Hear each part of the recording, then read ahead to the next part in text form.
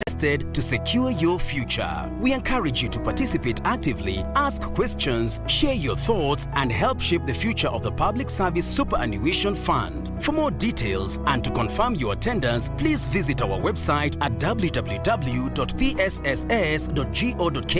PSSF, Empowering Futures.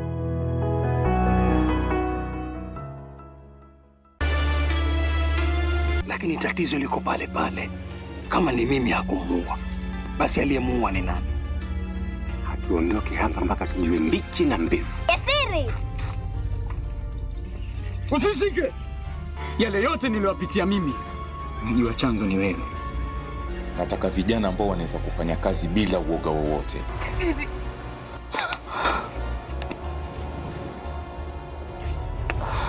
Damu yangu mimi na ya mke wa kiongozi haziwezi changanyikana. Maliza haraka, kuna mahali nitakukutuma.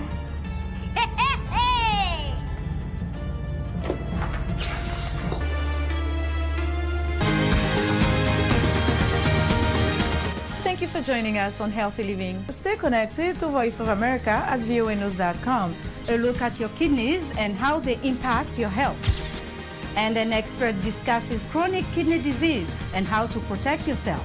And Ivorian psychologist Noor Bakayoko shares some insights on bullying and what can be done. It's important to avoid major events or major health crises. How do you know if your cough is due to a serious condition?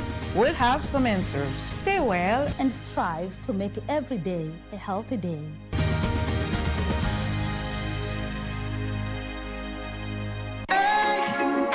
Friday night again. Greetings in the name of the Most High Jah Rastafari. My good name is Marley Moses, the Positive Warrior, alongside... Yes, sir, DJ D-Rage, the baddest. Each and every Wednesday from 10 p.m. on KBC Channel 1 TV. Tunakuletea the biggest reggae party in 254 in a yard extra. Extra niceness of reggae music. Extra dose of entertainment. When the thing is nice, we have to do it twice.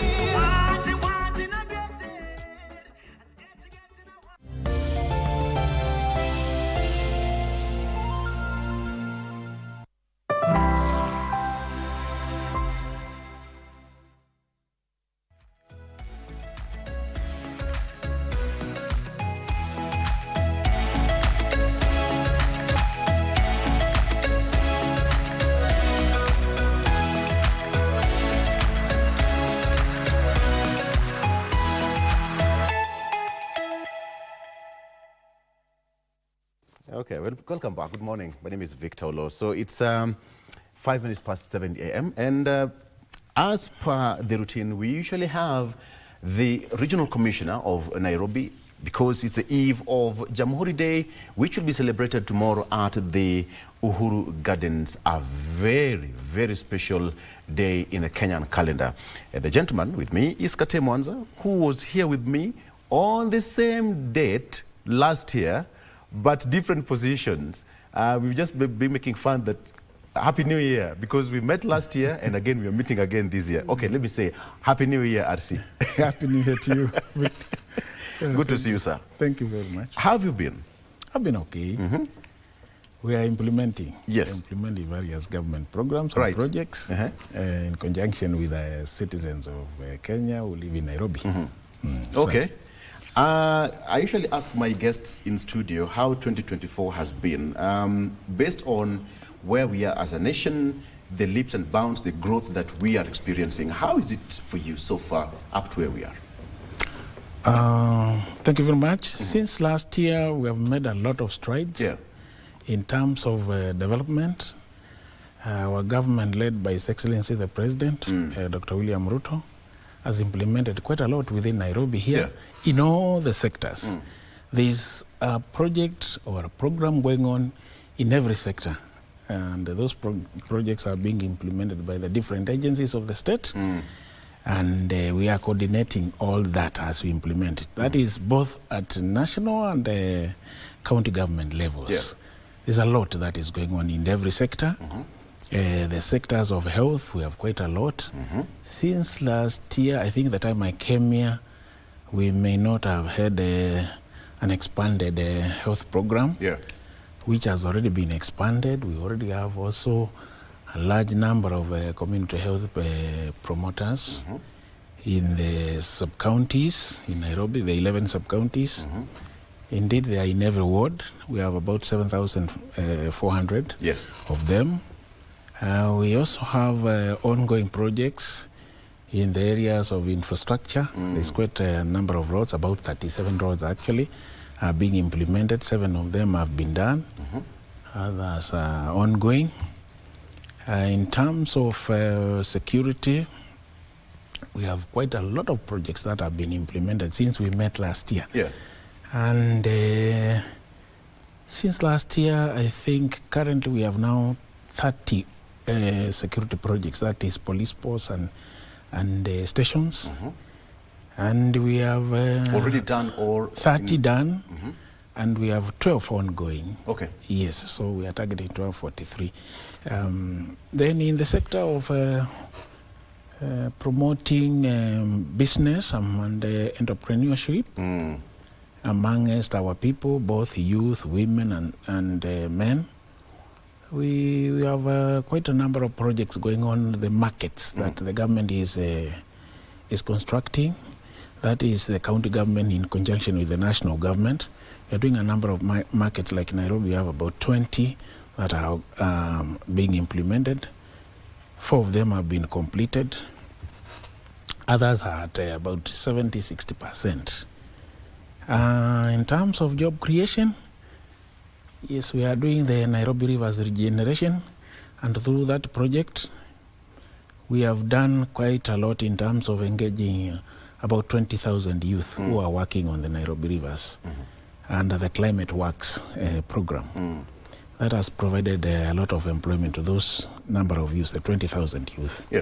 We still are going to expand that program. His Excellency has directed that we expand the program to ensure that we onboard more youth into the Climate Works to 30 and thereafter 50,000 will be engaged in Nairobi alone. At the same time, we also have the education programs which are also ongoing. We are constructing a number of classrooms. Nairobi has already received 1 billion shillings for classrooms, construction of classrooms in Nairobi alone. At the same time, in job creation again, we also have affordable housing projects ongoing in the sub-counties in Nairobi. We have the ongoing project, social and affordable housing in Mukuru. In fact, some of them are more or less complete. And at the same time, we have another project going on in Kibera, and it's almost also complete, the first phase. We are doing also Shauri Moyo, affordable housing. We have the Jivanji and the Pangani projects going on. Currently, we are also identifying others and other sites where the projects are to be implemented. And they are in various stages as they are being implemented through the State Department for Housing. And they are in various stages. Some are at procurement levels, others are already awarded. So there'll be a lot of affordable housing projects. This is to address the problem of housing that we experience in Nairobi. Currently, Nairobi has about 169 slums, which is what His Excellency is targeting, to remove those people from those slum areas to go in planned areas in decent housing. And the projects are being implemented steadily without any hitches. So we are trying to identify public land in all the sub-counties, and we implement affordable housing in those areas. So basically, the other projects and all other sectors, energy sector, water sector, we have increased water supply in Nairobi now through the conjunction of the county and national government efforts to increase the volume of water that is being supplied to the people of Nairobi, so that we reduce the incidence of shortages quite a lot is happening in different sectors. That seems to be a huge growth and progress since you met here last year. And so to speak, what do you think, or would you say would be the projection as we get into the new year? As we get into the new year, a lot of projects will have been completed. Yeah. Others will be going on, others will also be starting. So continuously the government is implementing a lot of projects and programs for the citizens in Nairobi, and that is as it should, as is expected of the government. Yeah. And I want to call upon Kenyans to focus on development, particularly those who live in Nairobi, to continue focusing on the unity of purpose, and at the same time to continue supporting the government to implement the projects for them. There's a lot of roads projects going on. There's those markets I've just mentioned.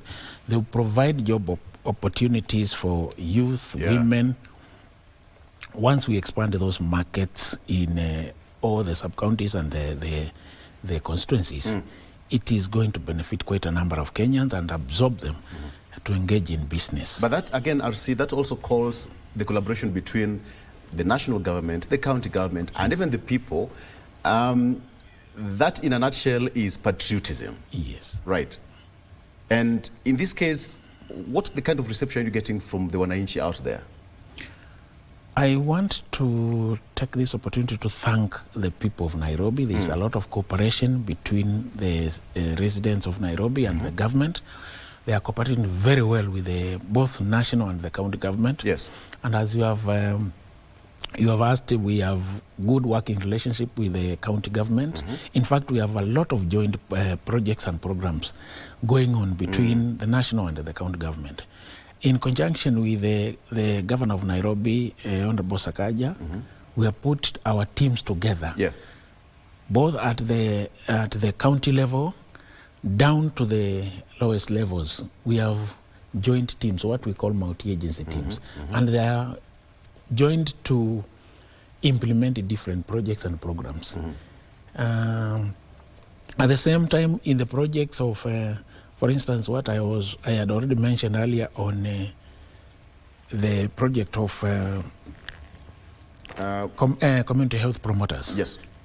These community health promoters is a project being implemented by both national and the county government in terms of funding the activities. The technical teams are onboarded by the county government, and they are paid through the county government. Yeah. But at the same time, we have also put them together with the chiefs and assistant chiefs who help them to reach out to the communities in the villages within Nairobi. Those nyumba kumis, they work with both elders, chiefs and assistant chiefs at the grassroots level. Secondly, in terms of security matters, we are also collaborating very well with the county government, supporting the county government to implement different projects and programs in a secure environment. We are basically also coordinating very well on the aspect of education to ensure that all our children go to school in Nairobi. The county government has put up a number of ECDs, and the chiefs and assistant chiefs plus the elders at the grassroots level are helping to mop up all children, particularly the ones in the informal settlements, to be enrolled in those schools, ECDs. At the same time, the county government is also supporting in terms of providing food to children who cannot afford, who come from families which cannot afford food for the family. So there is a dish in a county which targets mostly primary schools where we have children with a lot of coming from families with a lot of challenges. So that and those projects, and among others, are some of the ones which we are doing jointly with the county government. There's very good working relationship. I like that, sir. And the latest project is the Nairobi Regeneration Program, which the president is quite passionate about. Let's talk about waste management. When you talk about the cleaning of the Nairobi River, how is this done so that the waste that is collected from Nairobi River is perhaps made into good use? What are you doing about that, or what's the government doing about that? Yes, thank you very much. Indeed, that has been captured within the planning and it is being implemented. There is the different types of garbage that we are collecting, for instance. And there is the county government has provided the Dandora dump site where we are dumping, and that is where the separation is being done on what can be reused, what can be recycled is being kept aside. Again, we also have the other one that is to be destroyed is being destroyed there, so that we prevent the same waste we have collected from finding its way into the rivers. Yes. So the county government is quite supporting a lot. It has given us some compartments within the Dandora dump site where that separation can be done. And after we are done with this, there will be now the development of infrastructure along the Nairobi rivers. There will be a lot of infrastructure developed there, and it will be very good. The rivers are being cleaned first, but then we'll come to the second phase and the third phase, where we will have that infrastructure developed. Right. In terms of bridges, in terms of motorways, cycling paths, and so on and so forth, the lighting, the parks, that is recreation parks along the rivers. It will be very nice. It will be very good. Very nice. But again, sir, this cannot go without asking the question of, clearing the riparian land along the river. And the case of compensation and just taking people to some safe place, is it ongoing? Yes, we have, indeed, much of that work was done last year. Yes. When we evacuated people from the riparian areas.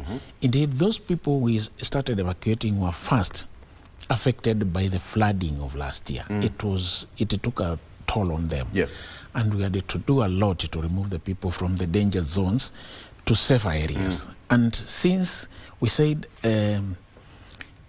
that this may recur with further flooding whenever we have heavy rains and El Nino in this country, the cabinet passed a decision that those people be kept permanently in safe places.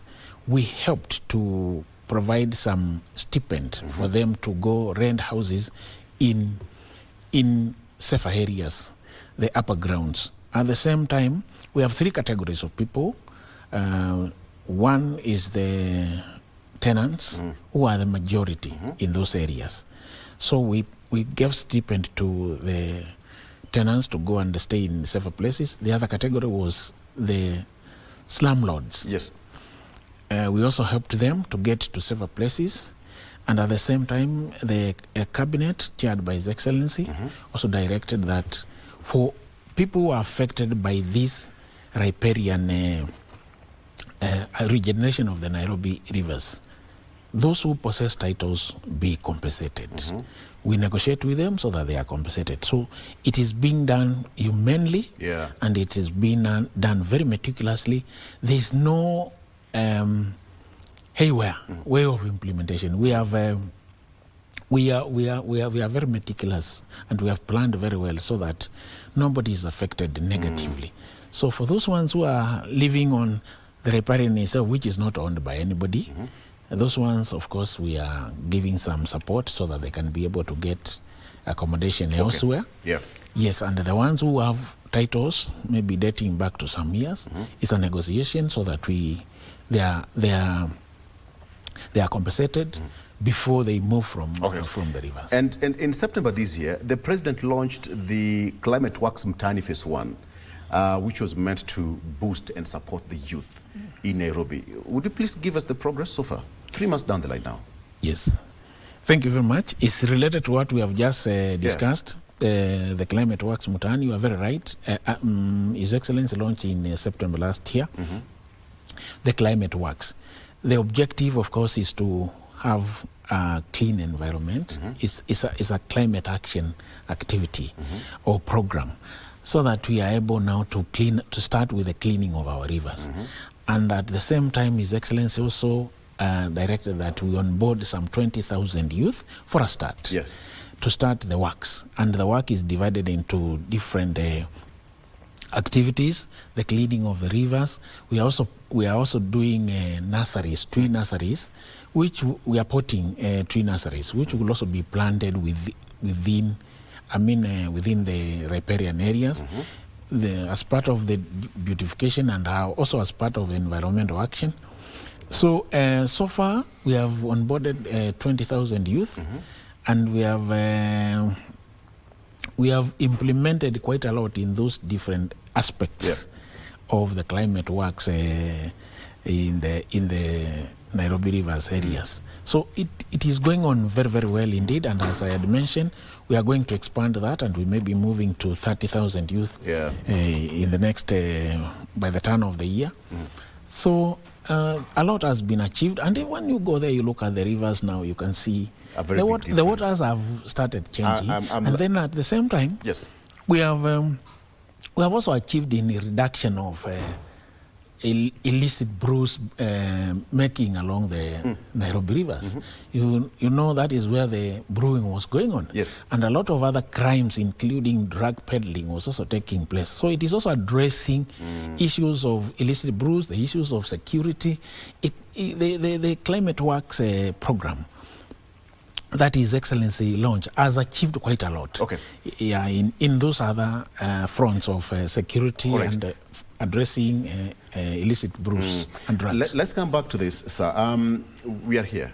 The festive season again is here. Is Nairobi safe? Majority of us, we are going to the village, of course. You won't find us here in the city. Is Nairobi safe? Thank you very much. Yes, as we get into the December festivities, we have put all mechanism in place and strategies in place to secure Nairobi for the people be going on with their celebrations of one kind or another. I know some of the people, of course, will be traveling up country like yourself, as you said.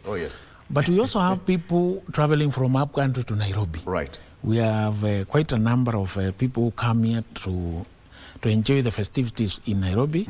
So we have also taken note of that. At the same time, we also have international guests who are also coming. And therefore, we have put in place security strategies to ensure that we secure Nairobi. We are working with the communities in different areas. We are working as state agencies through the multi-agency program. And yes, indeed, I can say confidently that Nairobi is very secure. And we encourage visitors from upcountry, visitors from other countries to come and enjoy their December festivities here. Nairobi is beautiful, I have to say that. Indeed. Tomorrow is a very important day in our Kenyan calendar, RC. What are we looking at tomorrow? It's a very important day for us. Yes, tomorrow is Jamhuri Day celebrations. It's the day of our independence. And as we have already put it, it's a very, very important day, and we expect a lot. We have lined up quite a lot of activities, entertainments, and it's also an opportunity for us to interact and mingle with amongst ourselves as Kenyans. The celebrations will be led by His Excellency the President, and they will be held at the Uhuru Gardens. We appeal to all Nairobians in the spirit of patriotism to turn out in large numbers and participate in celebrating our independence. And at the same time, we call upon Nairobians to be united, and as I said, we need to have a unity of purpose as Kenyans, so that we celebrate these days, we assess where we have come from, where we are today, and also plan for where we are going tomorrow. This is a good opportunity for us to mingle tomorrow during Jamhuri Day celebrations at the Uhuru Gardens. So we are appealing to all Nairobians to come. We're also appealing to other Kenyans to attend the celebrations from particularly the metropolitan counties of Kiambu, Kajiado, and Machakos. We are inviting everybody to attend, and we expect a lot in terms of... How different will it be? It will be very different because every year we upscale. We upscale the activities, and every year we also have different varieties. And this time we have had a week-long activities as a build-up to the Jamhuri Day celebrations. Deliberations, exhibitions at the KICC. There's a lot that has been going on, showcased by different government departments in conjunction with the private sector. And there's indeed a lot that will be showcased tomorrow. That's why we appeal to Kenyans to come and celebrate amongst themselves together. Yes, it is our national day, and we are very proud of it. It's the day we attained our independence. Very, very proud as Kenyans that we attained that. And in line with the objectives of the founders of this country, it is good that we continue with that unity and continue celebrating ourselves. Tell me more about the venue, the choice of venue. I mean, yes. on that very night on 1963, yes, and you again being there tomorrow, it has a lot of significance, if you can say. Indeed, yes, it has a lot of significance. That is where we celebrated the first one. Yes. We celebrated in the same place, the Uhuru Gardens. That is exactly where we are going to celebrate tomorrow. And as you say, it has a very historical, importance to all Kenyans that we are going the same place where we celebrated this. It also helps us to continue fostering nationhood. Yes. In line with the objectives of our four founders of this country, or the vision they had, the intentions they had. It is the same thing that we want to rekindle tomorrow during our celebrations. Yes. And it's very good that everybody attends. We are all patriotic Kenyans. Yes. Personally, I will be there as early as 5:30 yes. to cover that event, so I'm so sure we'll meet at the venue. Your last word as we finalize this. Yes, thank you very much. I would like to take this opportunity also again to thank the people of Nairobi for continuing to cooperate with the government and continuation in participation of various development projects and programs being implemented by the government. I want to call upon Nairobians to continue being united and continue being patriotic and continue living in peace, so that we focus on the development of our country and particularly development of Nairobi. Nairobi is a very important hub, regional hub. It hosts a lot of both local and international organizations. It's also the center of a lot of business, both by local and international investors, and it's therefore necessary that we continue promoting Nairobi as the regional hub of this part of part of Africa, that is the Great Lakes, the Horn of Africa, the East Africa community. This city is very, very important. We host a lot of institutions, and therefore we want to assure all and sundry that Nairobi is very safe for investments. Let them bring the investments here to create jobs, to create opportunities for our people. Let's continue thinking innovatively as the residents of Nairobi, so that we think solutions in terms of providing solutions instead of thinking criticism. I think the best way is to think solutions. And positively. RC, great job. Thank you. Thank you so much. And please, let's not meet again next year, said it. No. Let's meet quite often. Let's update Kenyans and more so Nairobians what is happening out there. And perhaps because that's the only way that we have to achieve whatever we need. Thank you so much for joining us. That is Kate Mwanza, who is the Regional Commissioner in Nairobi County, just giving us an update of what we should be expecting tomorrow at Uhuru Gardens as we celebrate Jamhuri Day at Kenya since 1963. Personally, I will be there. See you tomorrow. Let's take a break. Good Morning Kenya continues shortly after this. Stay with us.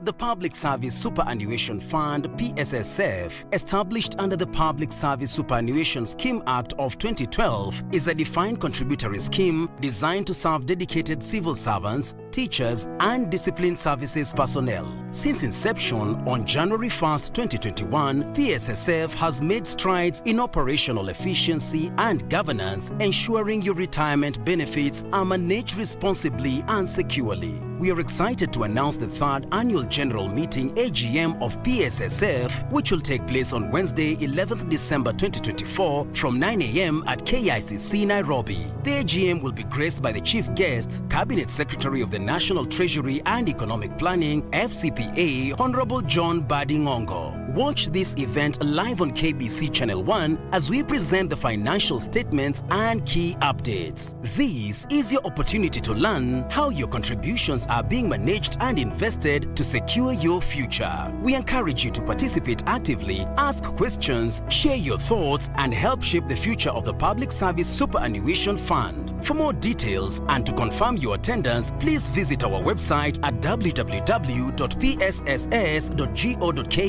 PSSF, Empowering Futures.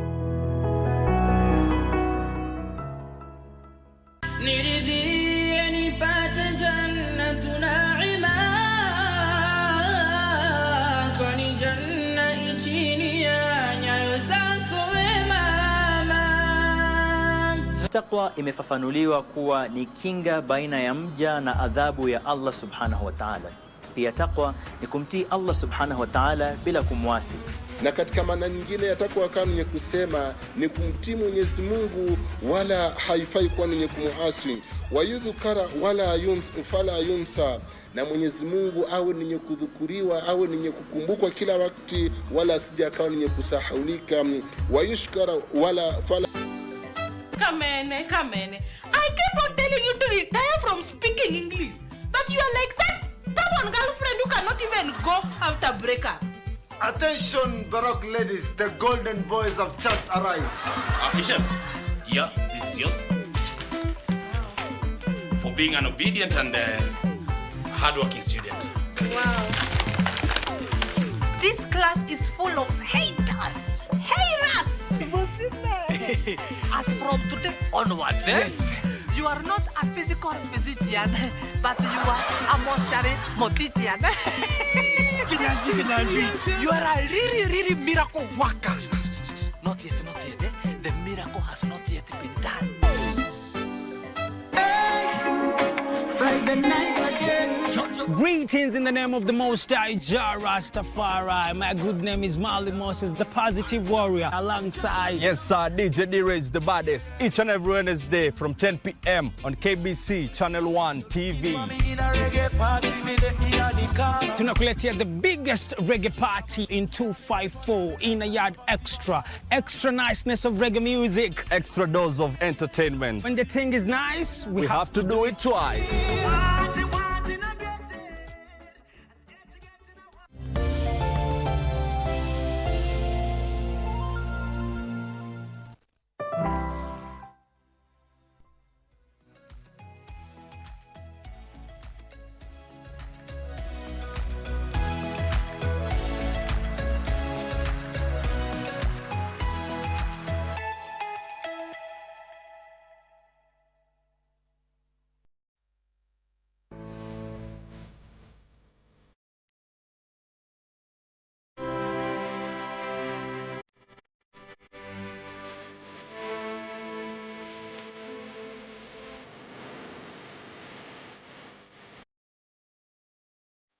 Moses Mudavadi was an influential politician in Western Kenya and within the ruling party, Kenya African National Union (KANU).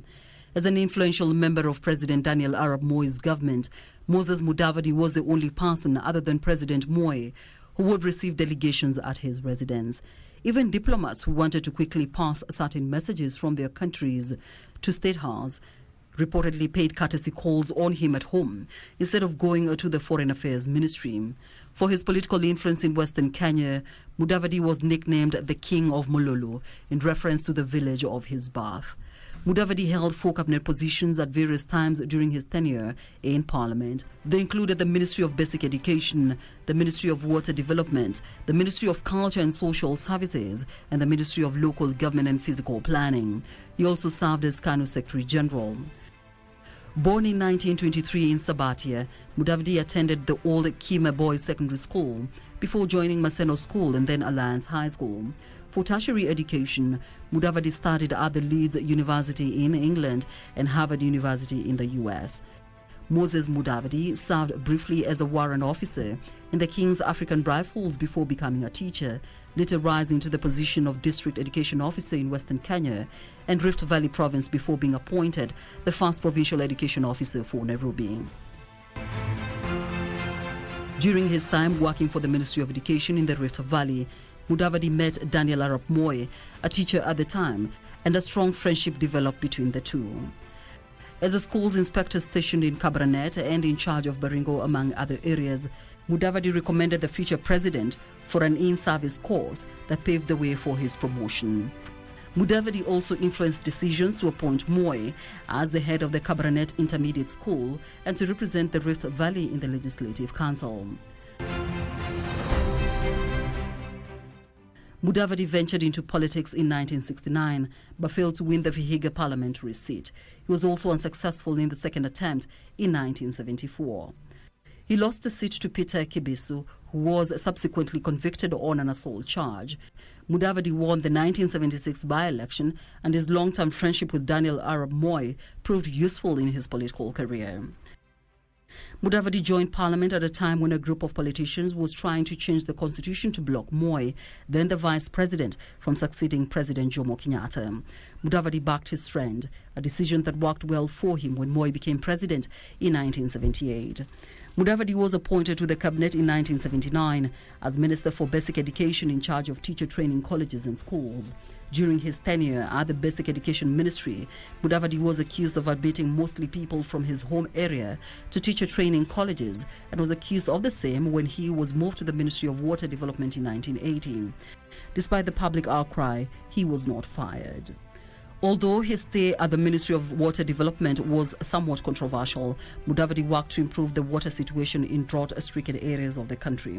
In 1982, Moses Mudavadi was moved to the Ministry of Culture and Social Services. Women's issues fell under his docket. He was instrumental in urging Maendeleo ya Wanawake, the women's development organization, to ensure that its efforts resonated in the rural areas. Mudavadi is perhaps best remembered as Minister for Local Government, a position he was appointed to in 1983. Once again, his time there was not without controversy. At one point, he over-nominated councillors to civic authorities, exceeding the stipulated 1/3 ratio. A validation bill was quickly approved in Parliament to regularize the anomaly. In 1982, the minister disbanded many wayward civic authorities in the country, establishing commissions in their place.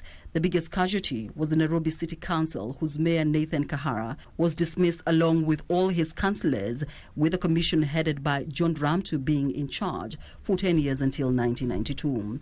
After an illustrious career in the civil service and in politics, Mudavadi died in 1989 at the age of 66 years. His son, Wycliffe Musalia Mudavadi, carried on the legacy by going into politics.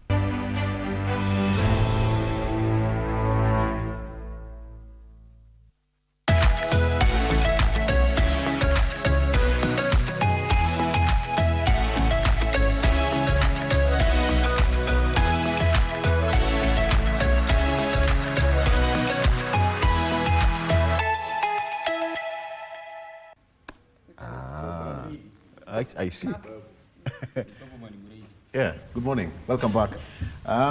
Okay, after that discussion with Regional Commissioner, that is Kate Mwanza, giving us a rundown on what we should be expecting tomorrow at the Uhuru Gardens, I also beseech you to take your time and make it there tomorrow, and let's all celebrate as Kenyans. So let's switch gears as we come to the political segment. Today being the viewpoint, I just want to have a 360 degrees kind of overview what is making headlines, or what made headlines this year, and what really shaped our country, so to speak. Let me start with on my immediate left, Eric Muturi, Wandudi. I have not forgotten about that. Wandudi, I got it right. Yeah, the pronunciation. You did. We should borrow you to come to the mountain. And you know nowadays, the mountain is no longer going to the people. It is the people who are going to the mountain. How have you been, Victor? It's been long since I last saw you. Eric, good morning. Unajua when you were young, we used to say tutafunga mwaka na wewe. I think it's that literally is way back happening. in school. Yes. Umefunga na mimi. I'm doing great. Tunafunga na wewe. Absolutely. Lena Mati also joining me. Lena Mati is a lawyer joining me on set. Again, Wakili, good morning and welcome to Good Morning Kenya. Good morning, Victor. Good morning, viewers. My name is Lena Mati. Yes. I'm glad to be here this Karibu morning. sana. And Mheshimiwa Peter Orero, he's been with us here throughout the year. Mheshimiwa, thank you so much for sparing your time to join us for the last time this year. Karibu. Thank you. Good morning, viewers. Yes. Thank you for inviting us again. This last day, you have told us is the last time we are hosting. Until next year. Yes. Mbona ukuleta madafu? You are somewhere along the coast. What happened? Kule ukikuwa bwana madafu unawachia huko. Unakunya madafu. How is the sports doing? East Africa is doing great down there. Sports happening. This is a great occasion for East Africa parliamentarians. Perhaps give us a quick update of what's happening. Basically, it's not really competition. It's about interaction, social interaction, keeping it together. But it's very, very interesting. We have many field events, activities, athletics, football, basketball, netball, kuvuta kamba. You saw how the Ugandans did us. I think they eat a lot of matoke. Yes. But basically is makes the MPs to socialize. We look at each other, East Africa. We want to build East Africa as a one basic unit, East Africa community. And it brings together people of same interests, regional interests. You know, now all over the world is about regions. When you form economic bloc, even in Europe, they have to form economic bloc. We have IGAD, we have ECOWAS, and we also have East Africa. This makes us to make people, not free movement of people alone, but also free movement of goods and exception of certain taxes as you move across various countries in East Africa. I think that is the essence, and you know, sports bring people together. Yeah. We don't have enemies in sports, so this is one of the ways to promote East Africa community. Yes. A very important one, it's rotational. Very rotational. I think this is the first time we are hosting.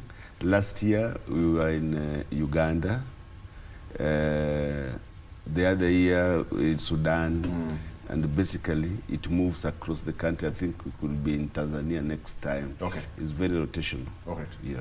I think that's quite important so that we all compare notes and see how we can develop as a block. All right. So, Lena, let me start with you and ask you this question. How is Kenya doing? And basically, as we wrap it up, what has stood out for you this year? It's been a very tough one for Kenyans. A lot really happened. Some behind the scenes, some we experienced as Kenyans. But from your own experience, what really stood out for you this year? Thank you so much, Victor. For me, when I look at this year politically, I only see that this year has had both negativities and positivities in both extremes.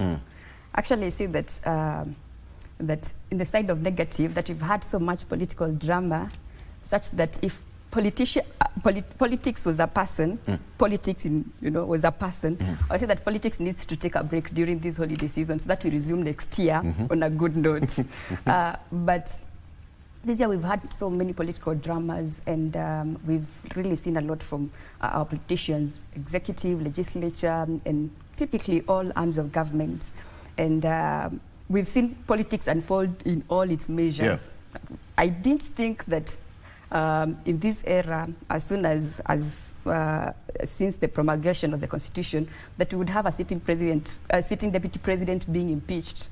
You know, I didn't think that our parliament, Ashakumsi Matusi, I didn't think that our parliament would behave the way it has behaved this year, so ignorantly that you wonder who really put these people in power. You know, we are having a retrospection. I think, you know, in the House, we would say point of order. She is getting out of order. What is the point of order? She's calling politicians ignorant. So I would wish that she withdraws that, because that is unparliamentary. This is not unparliamentary. We've actually seen it from the behavior and the actions of our politicians. You can never measure ignorance of politicians because you don't have the capacity to measure the ignorance of politicians. There is no ignometer. So before we continue, because that must be withdrawn. I represent the politicians here at Parliament. Anyway. Not all of them, but some of them. So most of them be have. very, very careful. That is where we have professors, we have senior council members. You know, she's a lawyer. We have council members. They are senior council members in Parliament.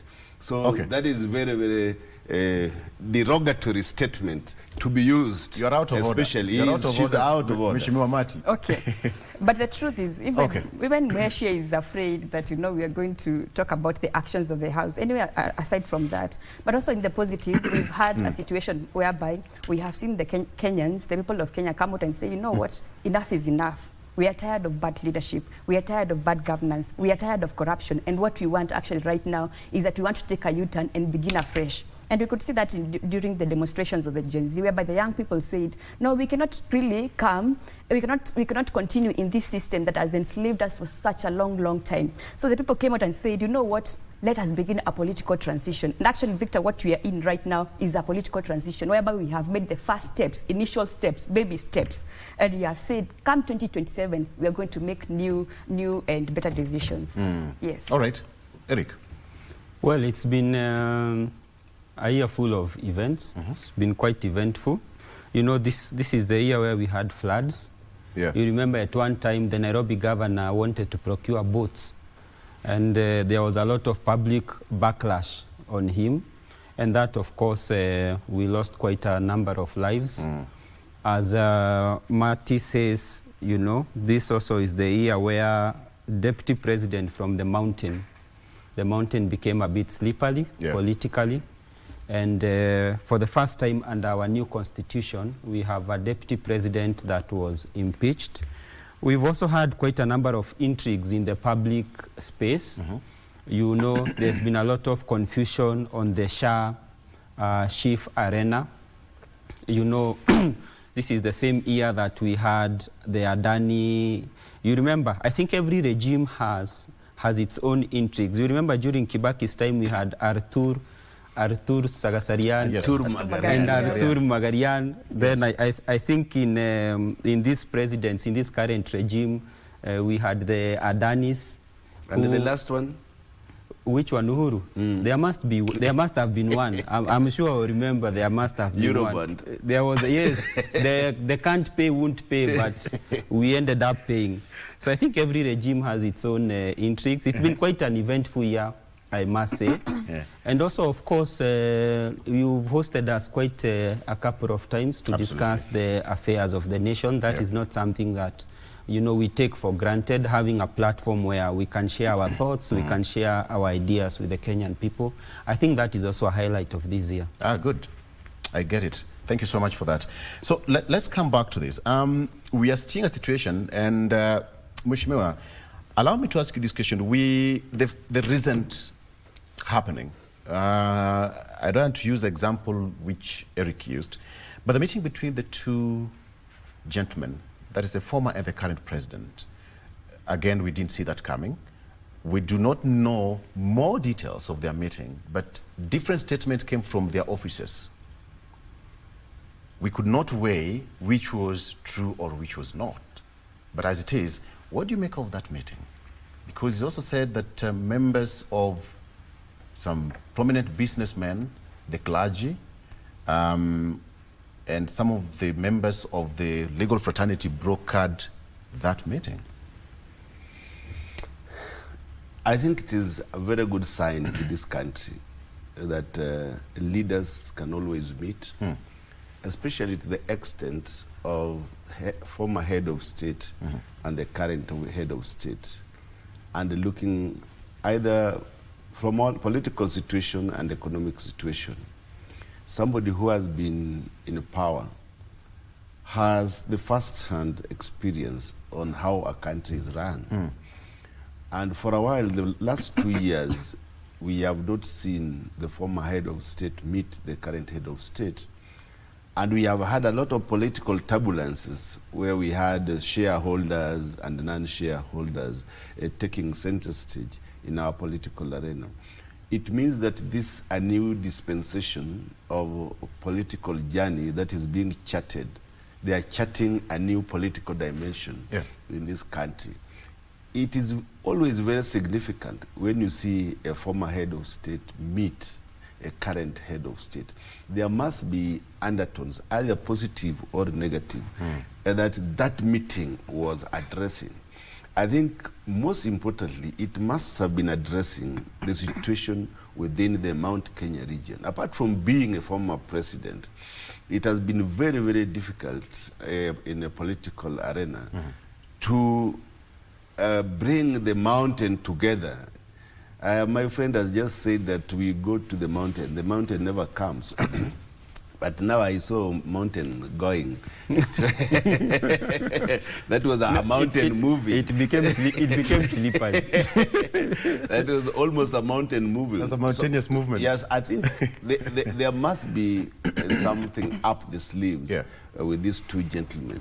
I think they are looking at the next 3 years or so. And I think also they are bringing the experienced former head of state. But most importantly, it must also have been about the AUC. Because the former president, you know, is a negotiator. Yeah. He is also a moderator.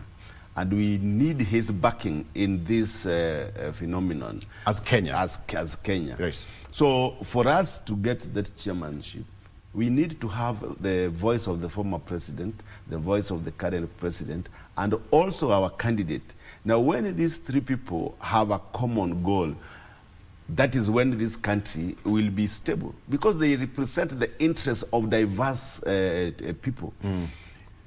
So it must have been a very good meeting to me, and it will shape the future of this country in terms of political destination and also in terms of economic assurances in very many spheres. So to me, I think that is how I view it as a person. Okay. But maybe Victor would add on that issue of the president, the retired president and this current president meeting. You know, the current president has been under immense pressure from members of parliament, especially from the Mount Kenya region. And for the simple reason that, you know, most of the members of parliament in Mount Kenya are not able to go back to mashinani because there is a lot of acrimony.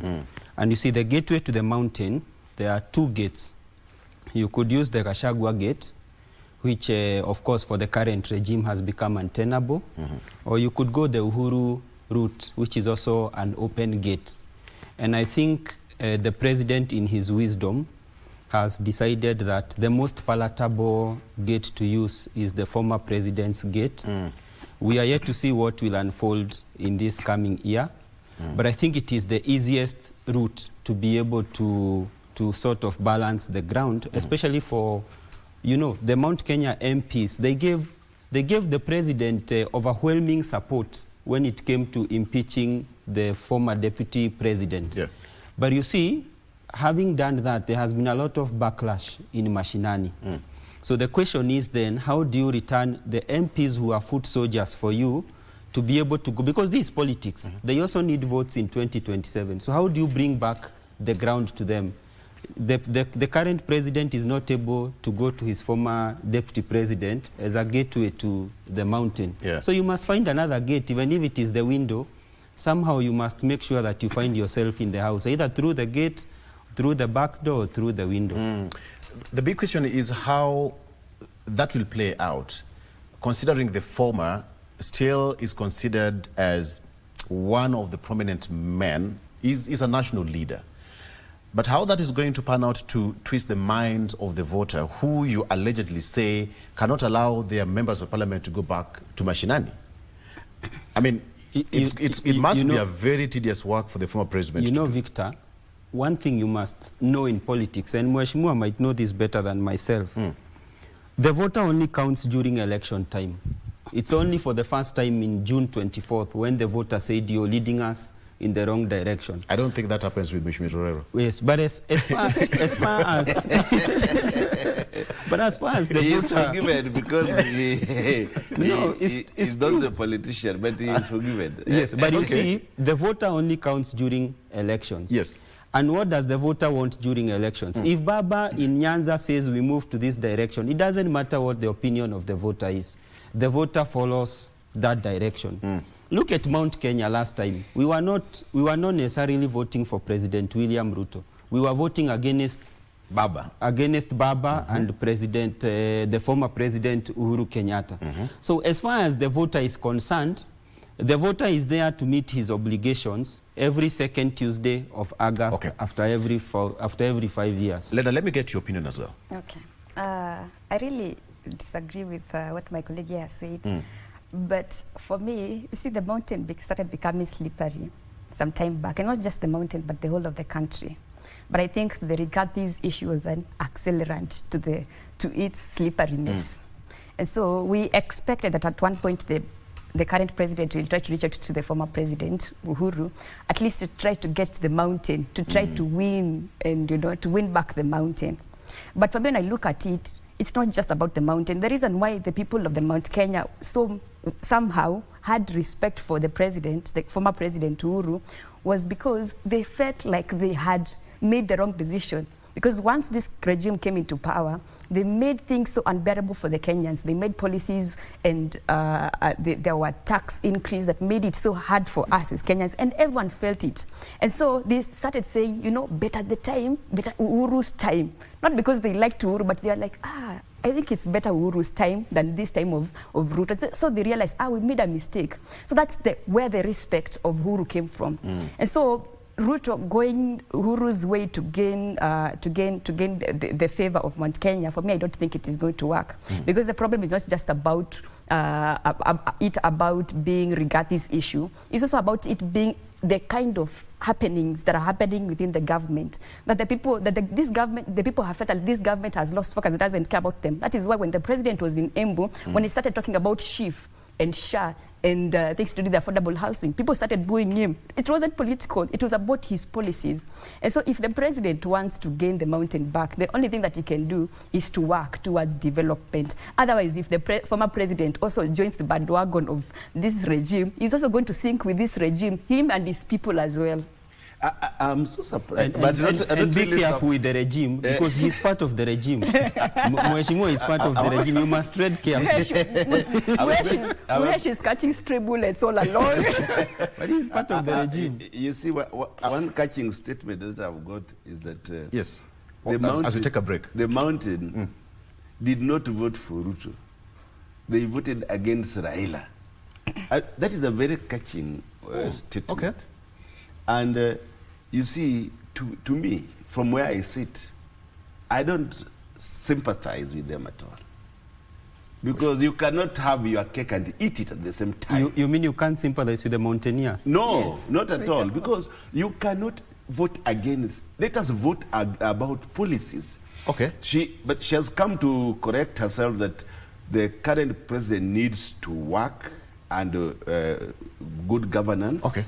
And also the economic policies that we need. And that should be the driving force behind our choosing of the president.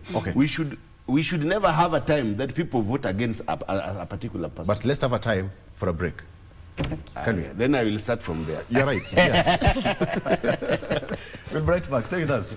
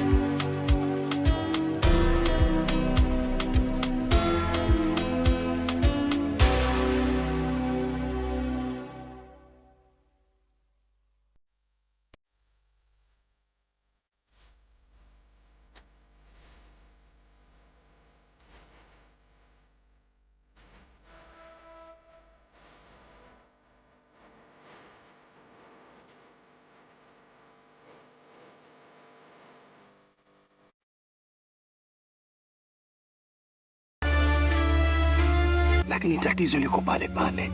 Kama ni mimi hakumuua, basi aliyemuua ni nani? Hatuondoke hapa mpaka tujue mbichi na mbivu. Siri. Usishike. Yale yote niliyopitia mimi, mjua chanzo ni wewe. Nataka vijana ambao wanaweza kufanya kazi bila uoga wowote.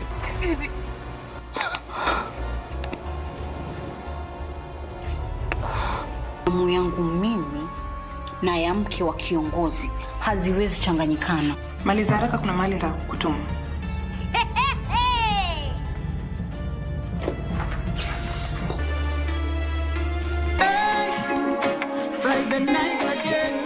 Greetings in the name of the Most High Jah Rastafari. My good name is Marley Moses, the positive warrior, alongside... Yes, sir, DJ D-Rage, the baddest. Each and every Wednesday from 10 p.m. on KBC Channel 1 TV.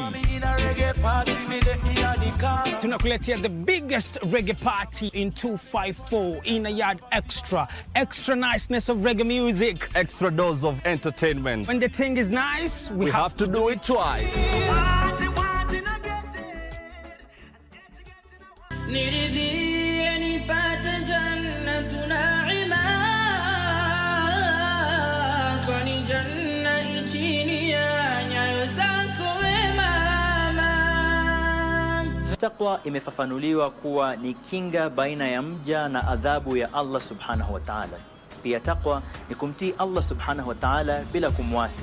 Na katika maana nyingine ya takwa kama ni kusema ni kumtii Mwenyezi Mungu wala haifai kuwa ni kumuasi.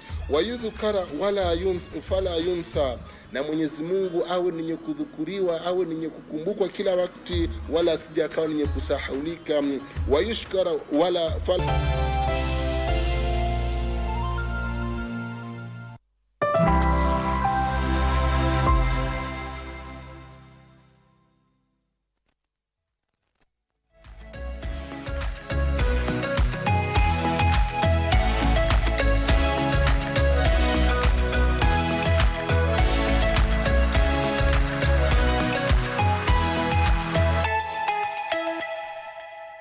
Okay, sawa, karibu sana. So Mheshimiwa Orero, what was your point of order before you took a break? No, I was just saying that I just picked a statement from my colleague about how the mountain voted in the last general election. And of course, they never looked at the policies. That is what they are saying. They were basically voting against Baba and Ounye, as it's called. And this has come to haunt them.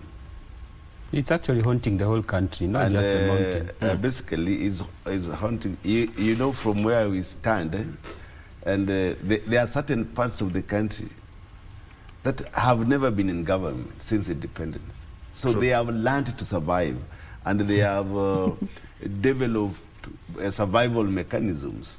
So it has not really hit them as much. But you know, there are certain parts of this country that have always been in the government. Yeah. And they know what is good in the government. So this has been a big setback to certain communities in this country. So what we are saying is that as a country, as Kenya, we need to vote in leaders who represent the wishes of the people that they represent. We must vote leaders who have good economic plans and political plans, who have better agenda for this country. We must not vote personality based on regionalism. We must really be devoid of regional segregation.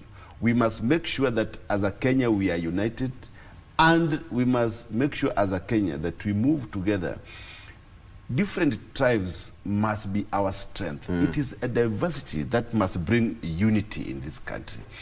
And I am waiting for 2027 that we bring in people and leaders who represent the wishes of the majority of Kenyans. So I would always want my brothers from other regions that, of course, you know, when Baba has always, that time we had 207, he was in the, that is when we had the highest growth, economic growth in this country, when they worked with Kibaki. And that is when this country stabilized. when Kibaki was the president. And I think many things that we did during that time, we have not done now. So we must always look at how this country can be stabilized with good leaders and good people. So I think that is why I came in for that point. But from there we can move on and we can move on. Yes, yeah. Len, are you okay? Now we can move on. Yes, we can. Great. But I think we need to agree that he says something about 2007. But what I would want to say is that we must not be made to feel bad as the people of Mount Kenya for not voting in Raila Odinga. And I've always said that perhaps Baba is better for Africa, not necessarily for Kenya. Let's give him the AUC seat. He's better off there. The foundation of a person is what propels you to those high seats. Are you saying he won't get there? No, I'm not saying. Are you saying he has no foundation? No. I think that what I'm trying to say is that he can never be good for Africa if he's not good for Kenya. No, he's good for Africa. This is what we must always realize, that for you to be good for Africa, you must be good for your country. And the first vote that must propel you there must come from your country. If your country is not supporting you, then the rest of Africa will not support you. I have never heard anybody in this country that has said that Raila is not fit to be AUC chairman. He has all the qualities of being AUC. Absolutely, I agree with you. He has all the qualities. And I think we must give credit where it is due. With all due respect, and the lawyer will say, when you say with all due respect, maybe the respect might not be there. So, but with all due respect, we must accept that Baba has grown and has shown Kenyan the consistency in terms of political maturity that no any other Kenyan has shown. I agree. All right. Let's come back to this issue. What really shaped the political landscape again? We've talked about the issue of Gen Z. What do you really think stood out for you again? The positive that you've picked this year. The positive? Yes. I think for me the positive is that from the happenings of this year, and I'll just refer back to the parliament. I know Muhesh today may have got a bit of stray bullets, but we're just beginning anyway. I think from the kind of happenings that we have seen in parliament, whereby some of the time we have felt like most of what they are focusing on is more of political interest rather than the interest of the Kenyans. I can say that for us, it's been a script. It has been a script because it is from all these happenings that have happened that as Kenyans can say, oh my goodness, this is the way this parliament acted. So that come 2027, when we are going to the ballot, we can check. I will be having my checkbook during that time for voting. And I will say, this is my MP. He's now seeking re-election. What is it that he did? What are some of the things that he engaged in? Were they fair? Were they against me, or were they for me? And so from that kind of script, I can be able to know the kind of leaders that I have chosen. So even if we have had the negatives, I believe that the negatives have turned out to positivity. In the aspect that we have taken them. And also from it, I've also seen an awareness of Kenyans that has risen up because they want to defend their country. The other day, the president was saying, nowadays when I introduce something, it's like there's an evil spirit that has come that opposes everything. But it's not an evil spirit. The Kenyans are very, very much woke. Once you introduce something, they have to look, do I smell corruption here? Do I smell, bad dealing here? Yes, they have to scrutinize to make sure that all this happens. So from that, we can see a kind of civic duty that has risen up within the Kenyans. And the Kenyans are saying that nowadays, not just pass any policies without public participation. You will not just driving any policies without us being involved. We have to scrutinize those policies, and it's a good thing. It shows that as Kenyans, we are now ready. We are very ready for the change that we wanted. Yeah. So how special has this year been, Lena? For me, the specialty is just like I said, that we are able now we have got into a place of political transition. Yes. Whereby we have said we want to do away with the old and we want something new. And this old means, even if it means leaving out the leaders, maybe a leader like the former prime minister may have had a good record and good legacy. But if that means leaving him behind so that you can move to something new, we are going to leave him. and we are going to move on to other leaders if it's in there for political interest, because we felt a sense of betrayal once he went to the government and stood on the happenings of the Gen Z. We felt a sense of betrayal, and Kenyans were like, if you want to remain behind, you join the oppressor, us will move without you. So for me, that has been something that has been special. Okay. I haven't seen it before. Yeah. I think that is her opinion. Yeah, which is valid. It's also valid, but each person has an opinion. Because like myself, I respect the opinion of those who elected me in my constituency. And I strive to work for them so that I carry on with their aspirations. But as of now, I have not let them down. So no, you are good. You voted no to the finance bill. Yeah, of you course. had our cry. So I think that's in a good. It's a good thing. Yeah. But let me say something, Victor. In terms of what I think might have gone well this year, you know, sometimes because of the political climate, we fail to see what might actually have worked. You remember this year we had a Eurobond that was maturing. Yeah. And you remember at some point the dollar had gone all the way, I think, to 170 or something like that. And, you know, something good that happened in this country, of course, we have gone again to borrow more, but something I think that happened this year is we were able to navigate the debt, the default debt risk.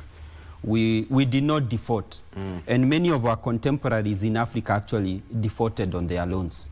But Kenya, we were able to navigate that. I think that's a good thing. We might not realize it because we did not default. But if we had defaulted, we would actually have felt it in our pockets, you know. People in Ghana had to take 30% cut in terms of even their accounts. So, and salaries and stuff like that. So the fact that you are able to navigate that, I think it's a good thing for this regime. Let's give credit where it is due. I think where we need to improve, maybe going into the future in terms of this regime, is the ability to communicate more and communicate in a manner that Kenyans understand you. You see, I see the frustration of the president in saying there is an evil spirit, there is a bad spirit. Some people are the opposite of clever. That's to mean they are stupid.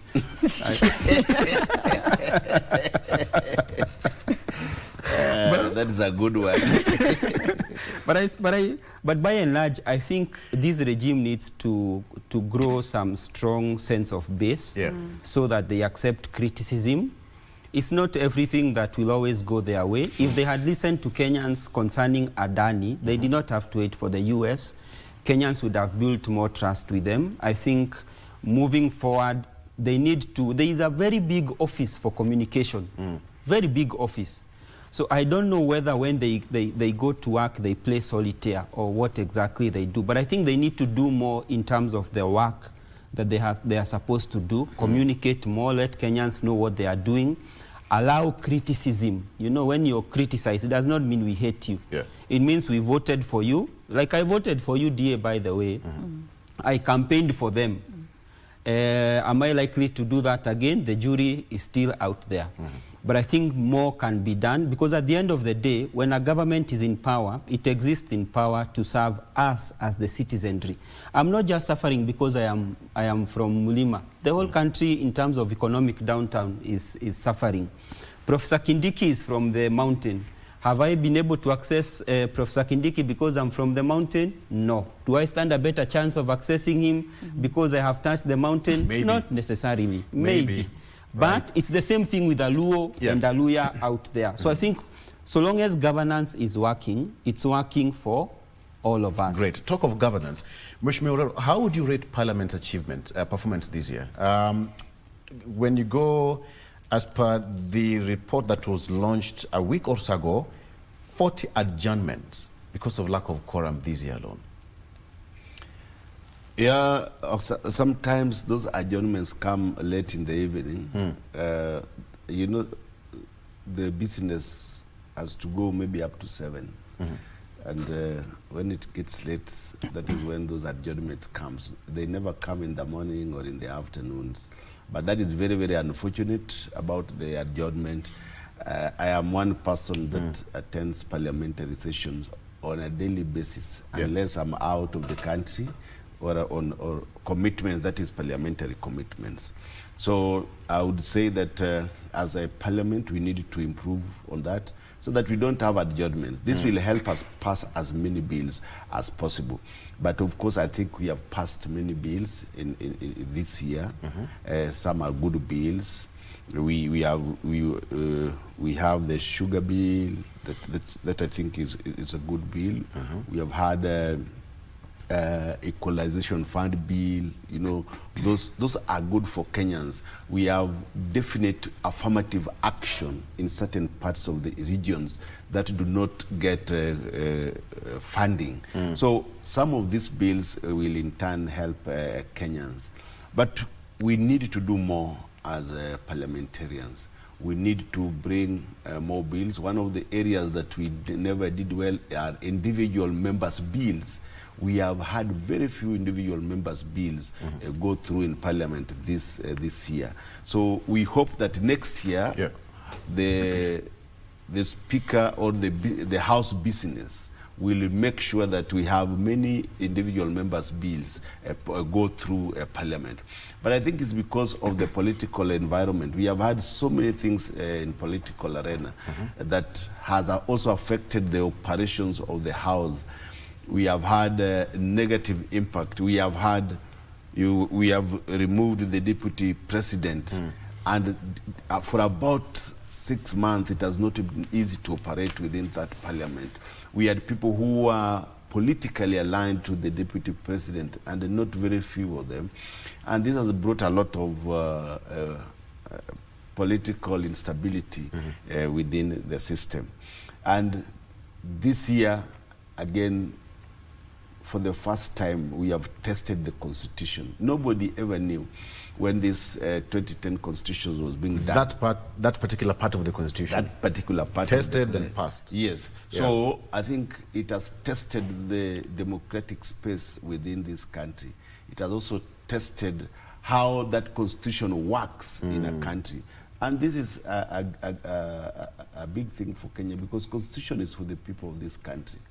And it has shown that good leadership, good governance must be expressed at all times in the country. And when we have leaders that do not understand each other, it always brings down the existing government. So I think as we go on in the future, a running mate or a deputy and the president must be people that have common interests, that political interests, but for the interests of the country, so that we do not have such a scenario again in the future, where a deputy president is elected and is being removed in the middle of the term. So this brings a lot of drawbacks. It has made us know that we must have public participation. Public participation is not actually inscribed in a law. We do not have a threshold of public participation. Even two people can be called public, which does not represent the true views of Kenyans. We need a threshold. We need to bring this into the Constitution. We need to bring this in the bill. And we know that we must have how many people for us to call it a public participation. How many constituencies have we gone to so that we call it a public participation? But I will not miss out to talk about our education sector. It has been seriously affected. Our universities are not operational. Many universities, especially public universities, we have Nairobi University is in dire need of the government intervention. We have a Moi University. I also sit in the education committee. We have tried to intervene on most of the universities. We were in Moi University, and we intervened on the intervention of the government. And also, we had the strike of the lecturers, which affected most of our universities. Okay, let me get this from Lena. Lena, he's spoken about testing part of that Constitution. From the legal fraternity, Constitution is, that's what you consume daily. We should, as Kenyans. What would you say about the performance of the judiciary? Well, I'm an officer of the court, so I don't want to speak Of course, you've spoken on behalf of legislation. You know, these are three different arms of government, so you must exercise your right as a judiciary. I just I had to talk Nitoke. So you see, you know, when you are here now, you are representing the views of the Kenyans in the judiciary. There is nothing personal about He's given an account. Maybe I can assist her in terms of judiciary. No. She will articulate that pretty fine. Yeah. Yes. Let me. I was saying I don't want to talk extremely against the judiciary, but when I look at the judiciary this year, I don't think the judiciary has really met our expectations as Kenyans with regards to what has been happening. We have had an issue whereby you find that some of the decisions of the judiciary, especially with different courts, they conflict. So you can find that the High Court has said this, and the same has been taken to Court of Appeal, and the Court of Appeal has agreed with the High Court. But when it gets to the Supreme Court, the same has been struck out. Like the opinion is a bit different. It happens most of the time. Yeah. But now, being that it's also been a political time, and most of the matters have been political, it's raised eyebrows. Where exactly is the stand of the judiciary? Because we feel like one arm is so much pro-executive. I mean, one part of the arm of judiciary is so much pro-executive, and the other one seems to lean towards the people. But also with that, we've also had now also with regards to even what the CJ, the Chief Justice, said yesterday, whereby she was being criticized of what is happening. We know lately, I think we've had a trend whereby people are leaning to tribes and gender, whereby they say, people are fighting me because I'm of this tribe, like what Opio and Dawi and Mukomen said the other day. And so yesterday, Chief Justice said, people are fighting me because of my gender. They want me to go because I'm a woman. But also what she do not understand is that also Kenyans are expressing their frustration with the judiciary, with what is happening. It doesn't seem to intertwine with the views of the Kenyans. There seemed to be a problem. And so we've had that issue with the judiciary, but I always say that there is room for improvement. So maybe we can take that as a step of learning, and maybe in the next time we do better. Great achievements this year, part of the judiciary, because the three arms of government, of course, you know, they work hand in hand. Any sense of collaboration? Collaboration between the three arms of government, starting from the judiciary, because now that part of constitution was tested, and when that petition went to court for the deputy president, all attention was at the judiciary on how this matter was going to be handled. And clearly that part of the constitution was tested for the first time in this history, and probably, I don't know how long again it will take for it to be tested again. Well, I think one of the things that I always comment the judiciary on that was that just like the legislature, there was things were done a bit quickly. Maybe I may not really talk about how the decision was, whether it was good or it was bad, because that one now will vary on a variety of factors. But from what we have felt, instead of collaboration with the rest of the arms of the government, we have felt like it has been more of what can I call it? That the executive tries to lean more on the judiciary, forcing them to make certain decisions. So collaboration, there hasn't been a fair collaboration. Yes. But many a time you have heard the head of state criticize the judiciary for frustrating some bills. What do you make of that? Why would you say that the executive is, the judiciary is leaning towards the executive? Yet, I have heard the executive come out strongly to criticize and accuse even the Chief Justice. Last time there was a function and the HE was very categorical about the judiciary. Are they at variance or are they converging? That is a big question. You know, there is something called good cop, bad cop. you know, you say this during the day, and during the night you say something else. And that's why, Victor, I started by saying that some part of the judiciary seems to be leaning more towards the executive, more than towards, more than... Good cop, bad cop. Yes, yes, just like he's saying. Inaitwa mchezo wa town. Okay, I like that. But mchezo wa town. Tumezoea tukifunga mwaka. But I think also, leaning on the discussion, I think there's an important part of this discussion which has cropped up lately, which we also need to address, and that is the constitution of the IEBC. Yeah. Remember, after the exit of the commissioners, now we do not have a functional IEBC in terms of the legal framework. We've had political parties. You remember, during the Monday and Wednesday maandamanos, we came up with the NADCO, which generated a NADCO report, which was supposed to go to Parliament to be discussed and some bills to come up. And the political parties were supposed to agree on the composition of the panel that would be constituted so that we have a selection panel for IEBC commissioners. We are made to understand some parties disagreed internally, and to say some parties, I mean Wiper, and they went to court to block the process. Wiper is saying no, hiyo ni mchezo ya town. It is you as the government that is supposed to constitute the panel or what have you, doesn't matter. But I think what is important and what is key is that the reality is we need a functional IEBC. Yeah. There are members of parliament who've passed on, your colleagues, and the people are unrepresented. And remember, representation is a fundamental human right. Yes. There are members of county assemblies who've passed on. We do not have MCAs in those particular wards, and it is the right of those people to be represented. So I think in that space, we need to push buttons on the president. Remember, when we vote for you as the president, we understand there are other frameworks that you work with. But remember also the buck must stop with you. We cannot accept excuses that it is so and so. I did not vote for Kalonzo. Okay. I did not vote for Wiper. Mheshimiwa, what are we looking at in terms of, sorry to cut you short because of time, what are we looking at in terms of the constitution of IBC? You know, we have 9 members of the IBC. Yes. 2 of those members... And Justice Leonard said something to be Azimio, yeah, not? 2 of those members, one come from the ruling party. Yes. Then one is from the Azimio coalition. Then we have the ISPAC. Yes. Also gives 1. The Law Society of Kenya also gives 1. Then 3, one will come from a party which is not parliamentary. When parliamentary, you must have a threshold of party. So one will come from a party which is not parliamentary.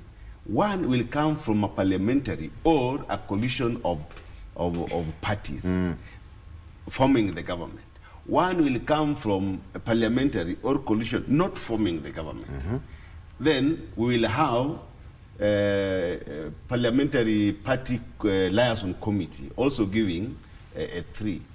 So the total will be 9 of this. Then we also have interreligious, interreligious group giving. So the total will be 9. But now the list has been, they have been nominated. The problem now is that Wiper has the Kaloki, I think it's Kaloki. They removed one and settled on another one. Then the other one went to court. So this is what is the process is being delayed in courts. But I don't think it is the process being delayed in court. It must be the goodwill of the ruling party to ensure that this happens. Because the judiciary, sometimes when this Gachagua case came up, the ruling party put all his house in order and the deputy president was removed. We need the goodwill of the president to ensure that the IBC is constituted at least 3 years before the election time. That is what is in the constitution. So we have 3 years remaining, but he can do this even within 2 months, even within a month. You know what's amazing? We've had a very good run this year, and because we're out of time, tumemaliza. You want us to run? That is just how unfair life can be. I'll give Lena, on all of you, on behalf of you, to say the last word. Let her also say hi to Kibra people. Lena, 10 seconds. Hello, Kibra people. Hello, viewers. 5 seconds. Okay. I think this year we've really had a lot of issues that have been happening politically, but also it's been an opening eye for us as Kenyans. Thank you. Merry Christmas. Thank you so much for joining us, and all of you. That is how you have cut me short. You have cut me short. Time flies.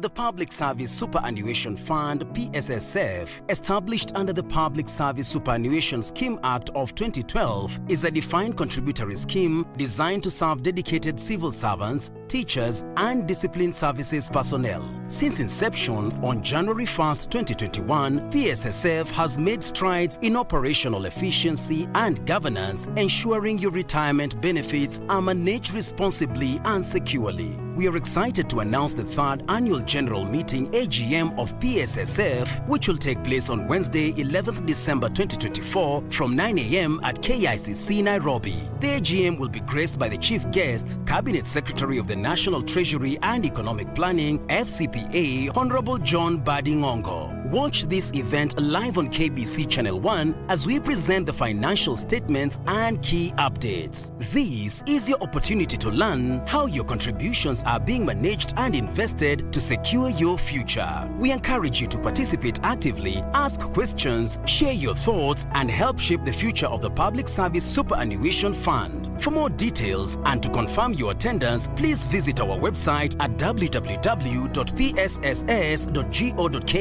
PSSF, Empowering Futures.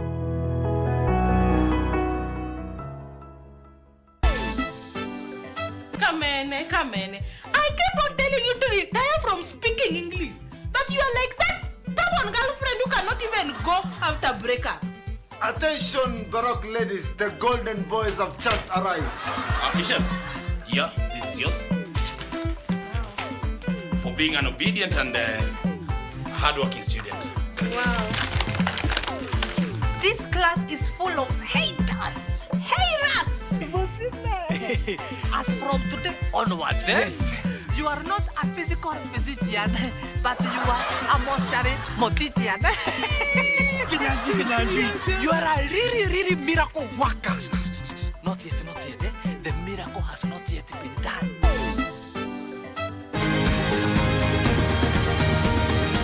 Thank you for joining us on Healthy Living. Stay connected to Voice of America at voanews.com.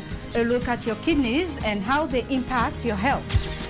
And an expert discusses chronic kidney disease and how to protect yourself.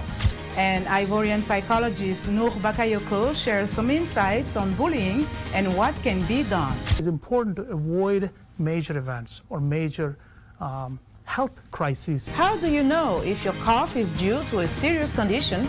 We'll have some answers. Stay well and strive to make every day a healthy day. I never heard the music so sweet. I repeat. Well, go on, me brethren, big things are going. Remember, each and every Monday we have to shell down the place with nothing but the best of smooth wake the vibes in your favorite station. You know these things, man. Alafu kila Tuesday, kata simu tupo side, giving you Kenyan music from the 254. And of course, you can spice up your Wednesday by enjoying blazing hot hip-hop and R&B jams. We don't got no label. She says she want bottles. Vibes and vibes as we go all across Africa, Kenya, Nigeria, Ghana, all the way to Tanzania to give you nothing but the best on Afro Thursday. Make sure you make a date with us each and every single Friday with me, DJ_Liza Diva, DJ Colda, and me, Wanjiko. This is Club One Extra. Unanifanya nisikie kunyongwa. Hatija ai, nani especially ukisonga. Lakini tatizo liko pale pale. Kama ni mimi hakumuua, basi aliyemuua ni nani? Hatuondoki hapa mpaka tujue mbichi na mbivu. Siri. Usishike. Yale yote niliyopitia mimi, mjua chanzo ni wewe. Nataka vijana ambao wanaweza kufanya kazi bila uoga wowote.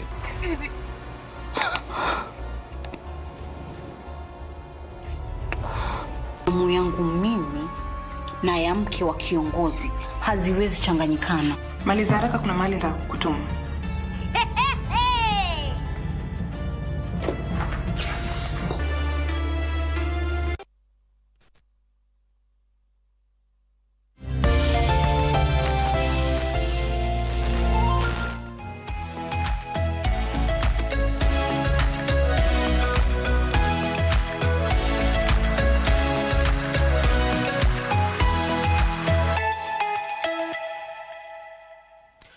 Welcome back to Good Morning Kenya. My name is Mike Migwe, and now we talk matters to do with food security with a focus on Kenya's agricultural production. George Marechera is a policy analyst, joins me in studio today to talk about this matter. Welcome to the program. Welcome, Mike. How are you doing? Oh, doing well. Yes. Thank you. Now, let's get into it directly. From where you stand, what is the status of food security in Kenya?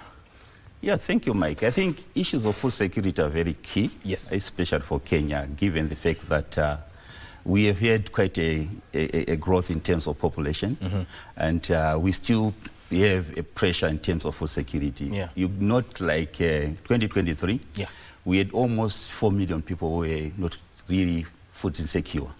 And that number is actually continued to increase given the advent of challenges related to food security, where we have a lot of climate change that is affecting productivity. We have droughts, we have floods, and you know, very recently, I think this month, we have people where there's excess rains. So we have seen quite a lot of pressure in terms of how food is produced, but also ensuring that wherever food is being produced, we've also seen that there are some mechanisms that are being put on board to ensure that we address those issues. Yes. But again, at the moment, we foresee a case where we're still struggling to ensure that we have more food available to feed the people within Kenya. What do you think are the factors that affect food production in Kenya?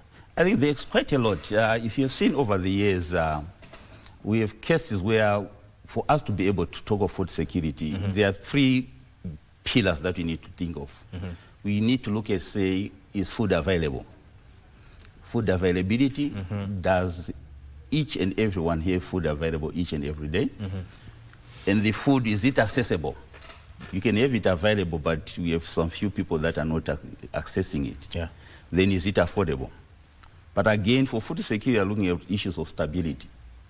You can have food tomorrow, but given the next 2-3 weeks, you don't have food. So by so doing, you say there's no food security. Yeah. So looking at those, food security has been actually affected by quite a number of things. I have mentioned climate change. Yes. If you look at the way agriculture has performed over the years, 75% of food is produced by smallholder farmers in Kenya.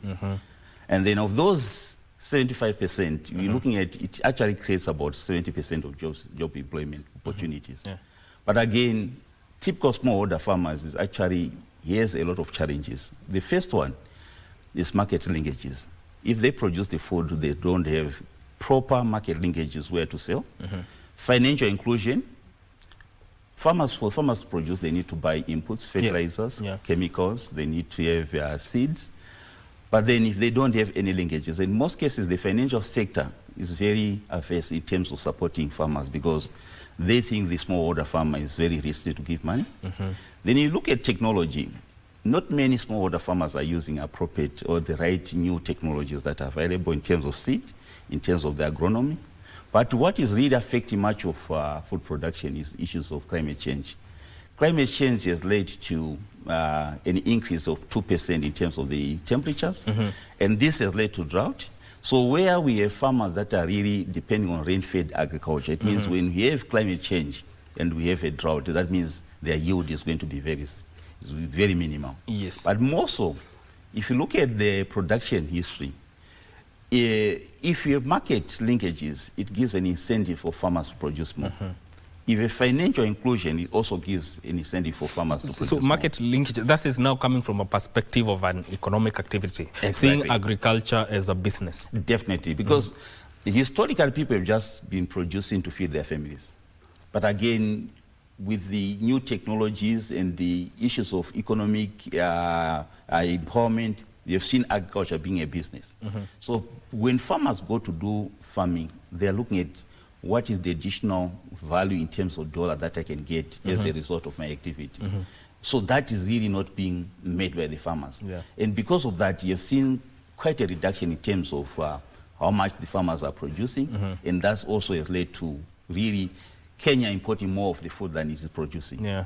That regards the smallholder farmers, but is this the same challenges that bigger enterprises, agricultural enterprises, are facing when it comes to market linkages? Yeah, for bigger, it's actually the opposite.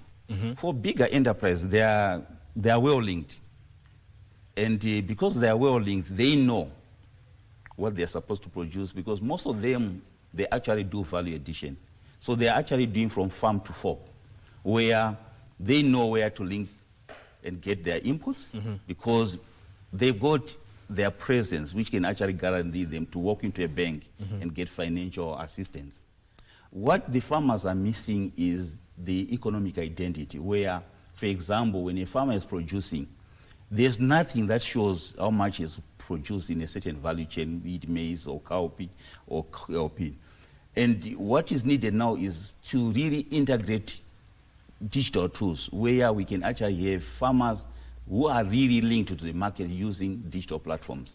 With those digital platforms, you can actually create an economic identity where the farmers can actually go to a bank and say, I have worked with an extension officer for the past 3 years. This is how much I produced. This is where I've sold it. And you can use that historical data to go and borrow a loan. Yeah. So that is now what we are looking at. How do we de-risk the farmer by creating that economic identity which can wear? But for a typical commercial farmer, these people can actually go into a bank. They can actually be able to know where the inputs can get, and they can get financing for that. And they are actually the ones who can also be able to link to the processors. So it's mostly affecting the typical smallholder farmers. Remember, we said 75% of the food is produced by typical smallholder farmers. So only at 25%, but again, the 25% might not necessarily be in food. They're actually doing other crops, which might be like coffee, which might be things that are not necessarily directly, it's agriculture related, but not necessarily for food consumption. So they have diversified. They have diversified their portfolio, and because of that diversification, they are able to stay afloat and even increase their portfolio in terms of agriculture. Yeah, you know, there's reliance on rain-fed kind of farming. How now do we build resilience especially in vulnerable communities that rely on rain-fed type of agriculture to enhance food security? Thank you. That's a really the way we should actually be able to see how Africa can progress, Kenya being inclusive. We receive quite a lot of water. And what happens is that once it rains, the water is washed, goes away, gets to the rivers, then goes to the ocean. There is no water harvesting. So what is really needed is to really come up with water harvesting techniques. This should not be complicated water harvesting technologies. If you go to places like China, they've got cellars, which within the field you have some big walls that can actually harvest that water that is rain. We have water tanks. We have ridging, we have terracing to ensure. So these are some of the low-hanging technologies that we can utilize. But again, we also have new innovation in terms of irrigation. You have drip irrigation. We have also irrigation facilities that really can actually support. Kenya, for example, we've got so many dams, we've got so many rivers. The idea is how do we invest in those already existing infrastructure to make sure that we actually be able to utilize that water to ensure that we farmers are able to produce. But more so, we also have smart agriculture technologies that are actually being commercialized. We have institutions that are like Caro, that are breeding drought-tolerant varieties.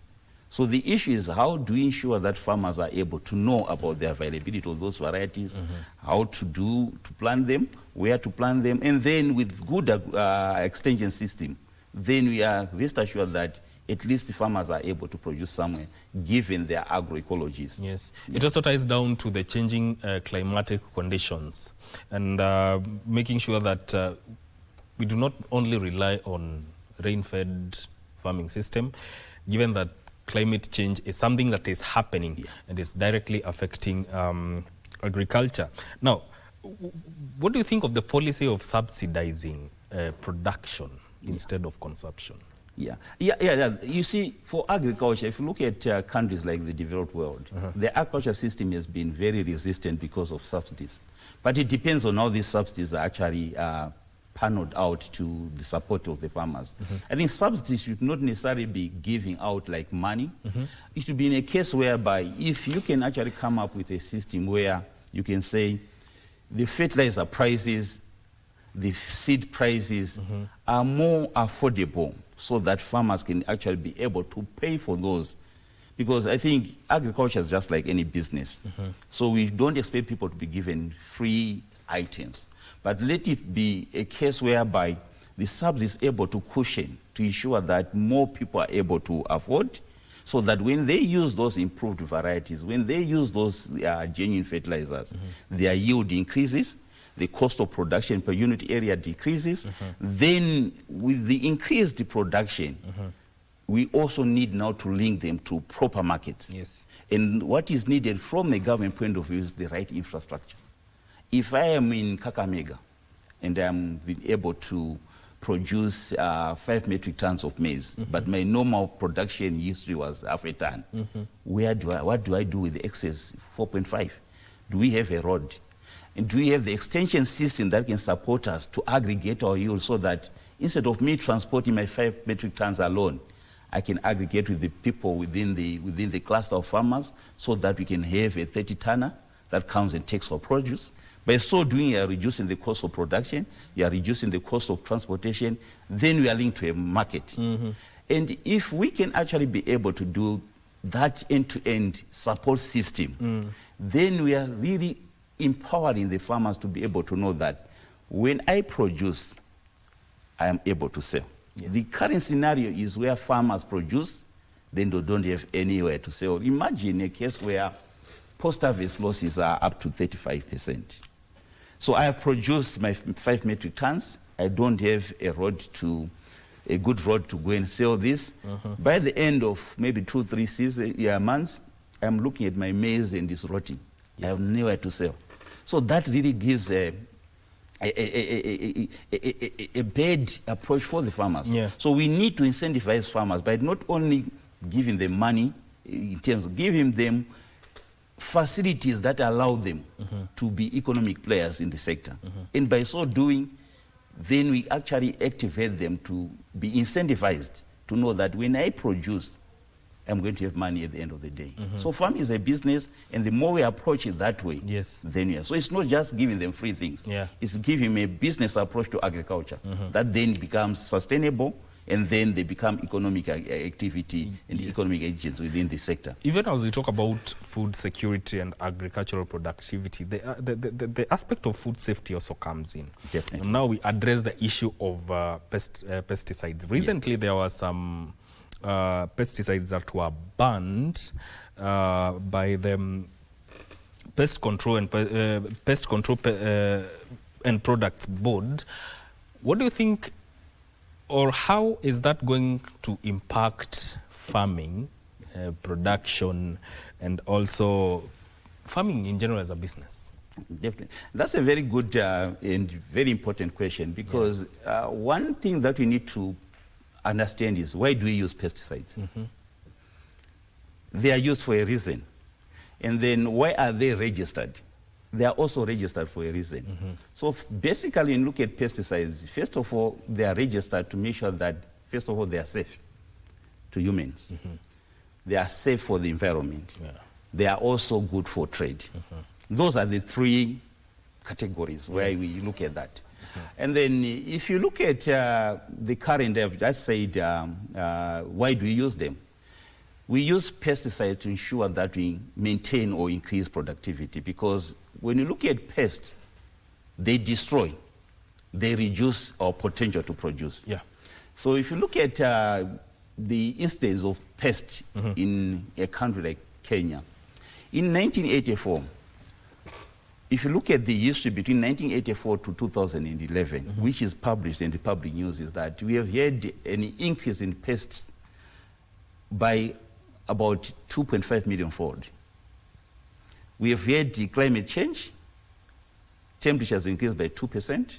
It means that increase is making it more amenable for pests to increase, even to triple every time and then.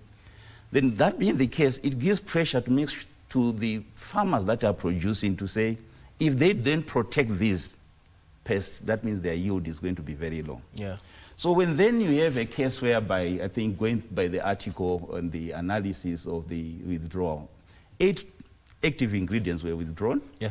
And these have got an implication of 142 products that are able to address or to cushion the pest pressure.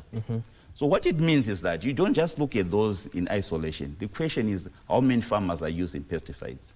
According to the study, they say 97.4% are using pesticides. Of those, 57.6 are saying if they have this withdrawal, it's going to cause a decrease in their income. Then 58.2% are saying it will decrease their yield. So from that analysis, we also need to look at, of these products that were withdrawn, do we have alternatives? And from the report, we note that out of those that were withdrawn, you have 33 that don't have any alternative. Of these 33, they're affecting vegetables, they're affecting coffee, they're affecting tea, which are major crops within the Kenyan agriculture sector. So now the question is, if these are withdrawn, do we have alternatives? And again, look at the nature of the typical smallholder farmer. Technology adoption by a typical smallholder farmer takes time. Yeah. So if they are used to a certain product, they patronize that product even for 20 years. And if you bring another new product, they will even say, no, this is not what I'm used to. Because remember, they are used to a certain technology. So within the short period of time, maybe 2 to 3 years, you're going to have a major dent in terms of productivity. If you look at some of the pests that affect some crops, they can reduce yield up to 57%. So imagine now one person is producing 2 tons, and the reduction is by 57%. That means it's producing around 800 kgs instead of 2 tons. That on its own really has an implication in terms of the yield that his farmer is going to get. And it also has an implication of the income that the farmer is going to get. And that also means that at the end of the day, the farmer is disenfranchised because they are not able to produce what they are supposed to produce given the withdrawal. Yeah. But however, it also depends. If you have alternative, it needs now to make sure that there's need for us or the government, the private sector, to work tirelessly to make sure that they introduce alternatives and farmers are trained on how to use these alternatives so that at least they can maintain their yield. Because there are dangers of misuse and overuse, and that affects the crops. Yeah.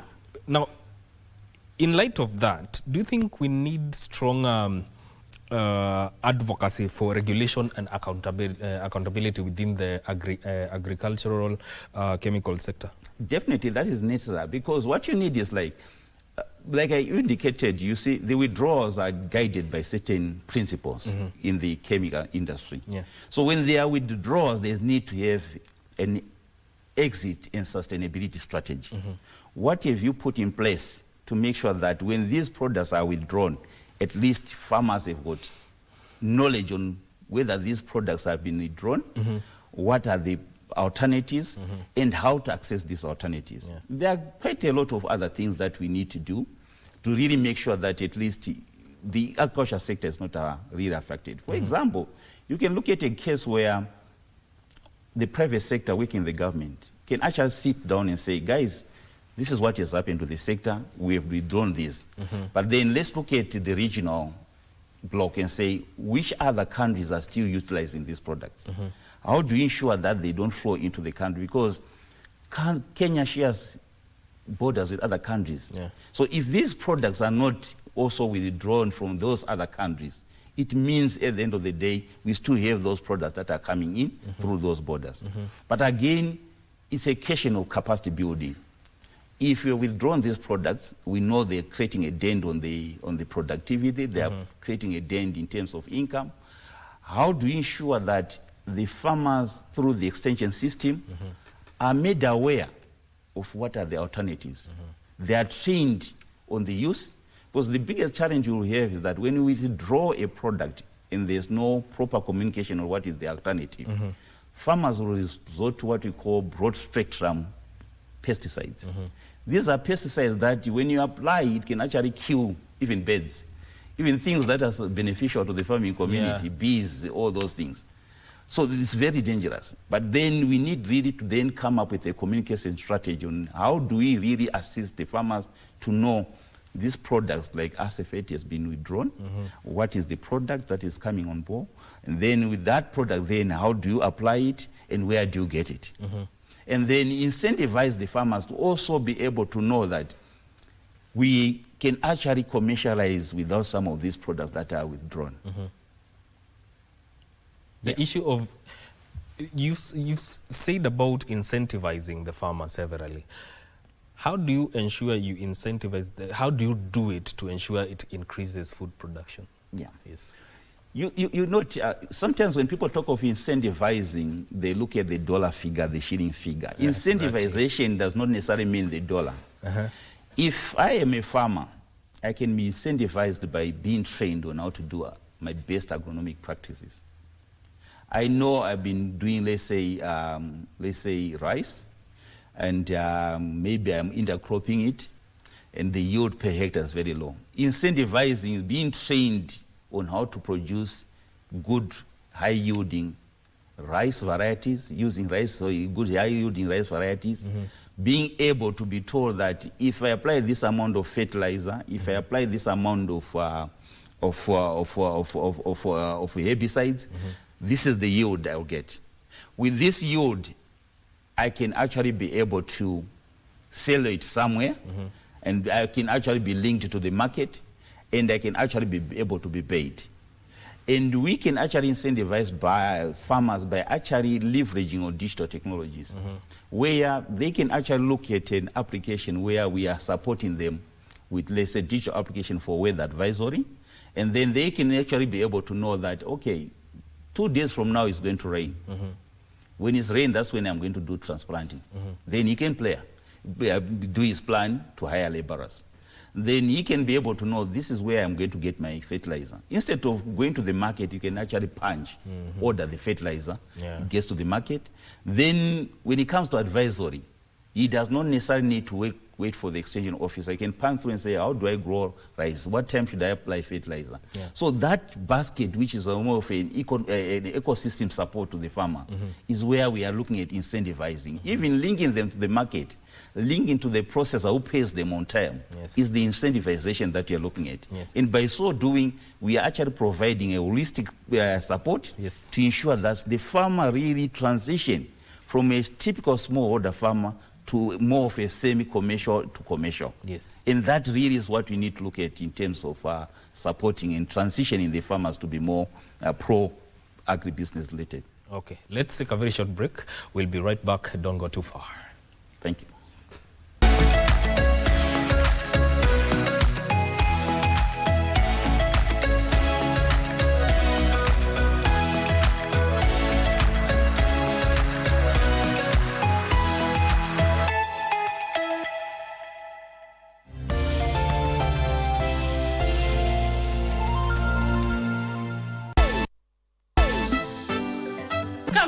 Kamene. I keep on telling you to retire from speaking English, but you are like that stubborn girlfriend who cannot even go after breakup.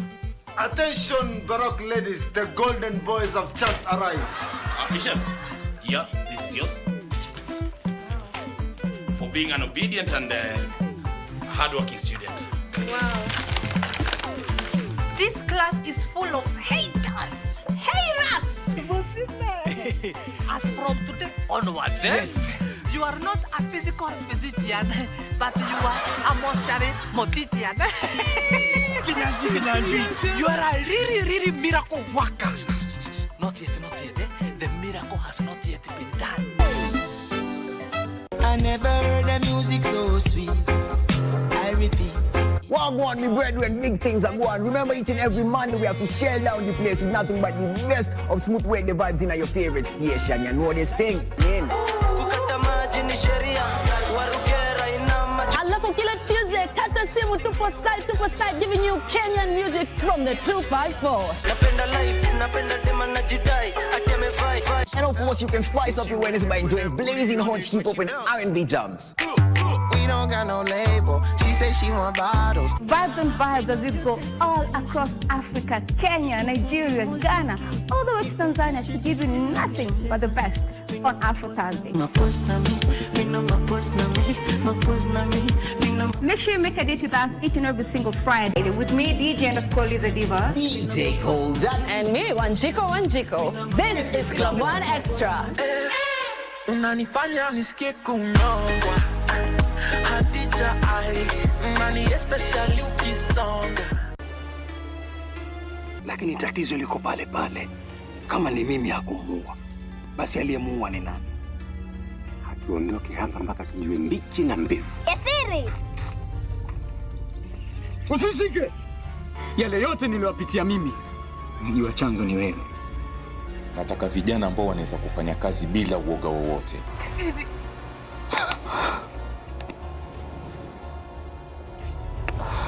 Damu yangu mimi na ya mke wa kiongozi haziwezi changanyikana. Maliza haraka, kuna mahali nitakutuma.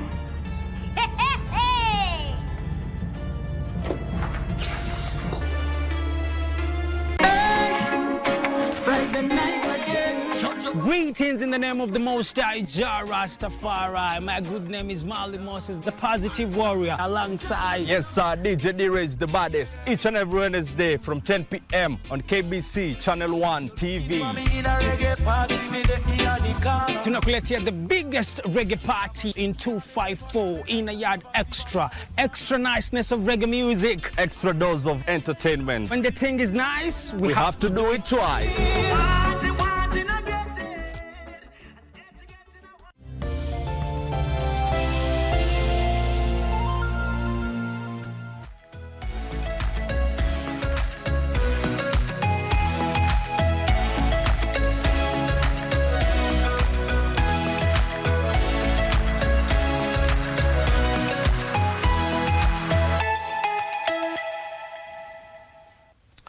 Welcome back to Good Morning Kenya. We are talking about food security and Kenya's agricultural productivity with George Marichera, who is a policy analyst. George, talk about the importance of investing in education to equip farmers with knowledge and skills so that they can become innovative and adaptive within the sector. Oh, and I think education is very important. I think you would note that there are new diseases, new pests, new farming practices, new agronomic approaches, which are not readily available at farmer doorsteps.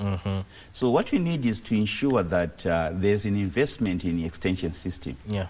Unfortunately, across most African countries, the extension system is really very weak and is very limited in terms of support. When you talk about extension system, you're talking about agricultural extension officers. So if you look at the recommended ratio for extension officers across Africa is that one extension officer is supposed to service or to advise at least 400 farmers.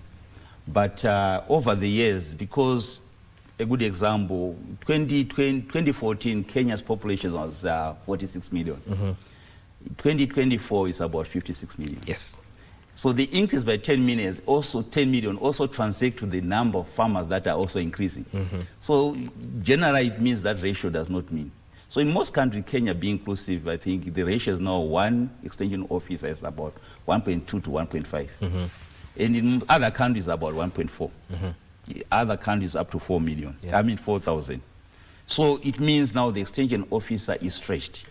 So what we need is to say, how do we equip the extension officers? First, by reskilling them and upskilling them. Because remember, some of them have been trained 20 years ago, yet they are new technologies. How do we reskill and upskill to make sure that they are able to interface with the farmers? But again, if you look at it again, you say, if one extension officer is supposed to be serving 400, and they are currently serving 1.5 farmers. to what extent is the extension officer able to visit a farmer? Because when I grew up, you'd see the extension officer coming to our shamba with a motorbike, and then they'll spend 10, 15 minutes walking through. But these days, because of challenges to budgetary allocation, even the extension officer, most of them are not mobile. So what they need is to come up with mechanism of making sure that we still have capacity building. And one option is to layer in digital technologies. How do we have e-extension? How do you ensure that the current extension content is actually converted into digital content?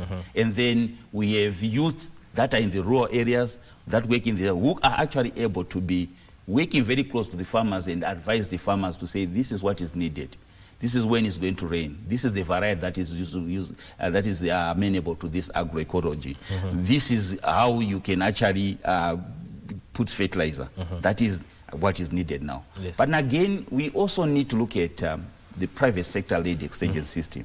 We need complementarity. The government alone cannot be able to do these things.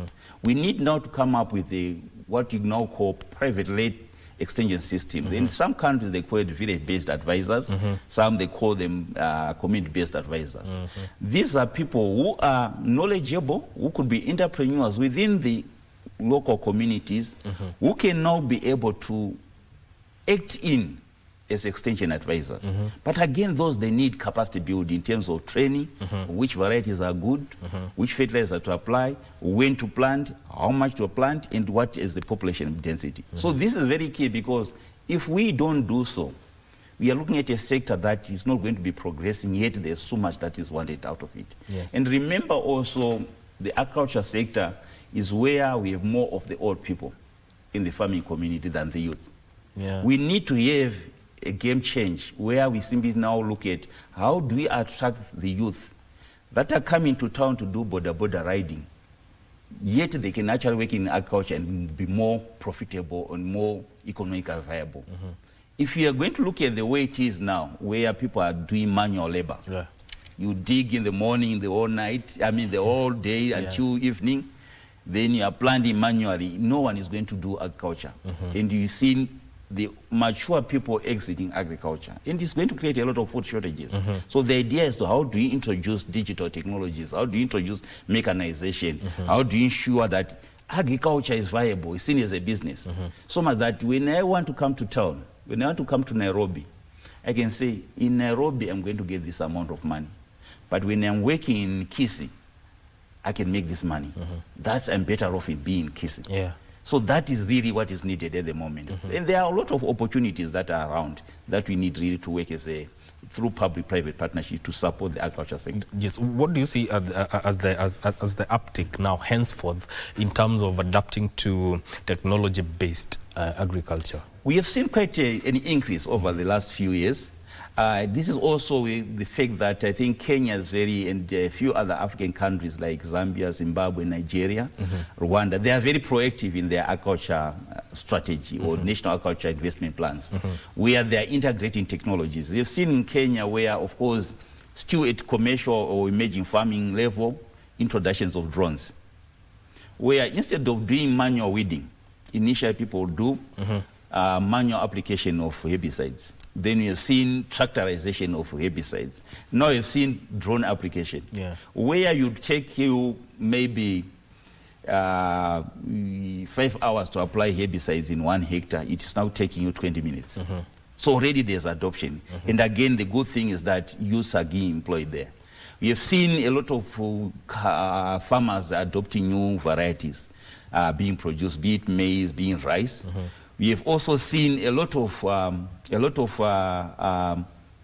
farmers adopting digital platforms in terms of advisory, in terms of varieties to grow. We have also seen applications which are being used to really advise on weather. So in terms of the adoption, there's good progress, but I think more needs to be done. The biggest challenge is that the industry is too fragmented. Everyone is doing their own things without collaboration, and that really is affecting development. Yes. Can we unlock our full potential and become food security and become agriculturally self-reliant? Definitely, yes. So it needs, like I have indicated, it needs a systems approach. The first thing to address is to look at, do we have the right policies available that are supportive of agriculture? A good policy might actually be, say, for example, for Kenya now, if you're importing mechanization equipment, can we do duty-free? Because it then acts as an incentive for people to invest in mechanization equipment. Because at the end of the day, what we need is the increased productivity. So we soften out the issues of the cost of production. Then right technologies. We have good investments in terms of research institutions that are investing in researching appropriate seed varieties.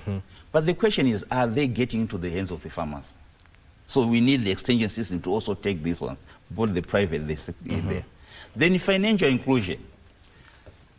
Most banks, when you talk to the banks, they say we have a lot of money for farmers, but they are not here.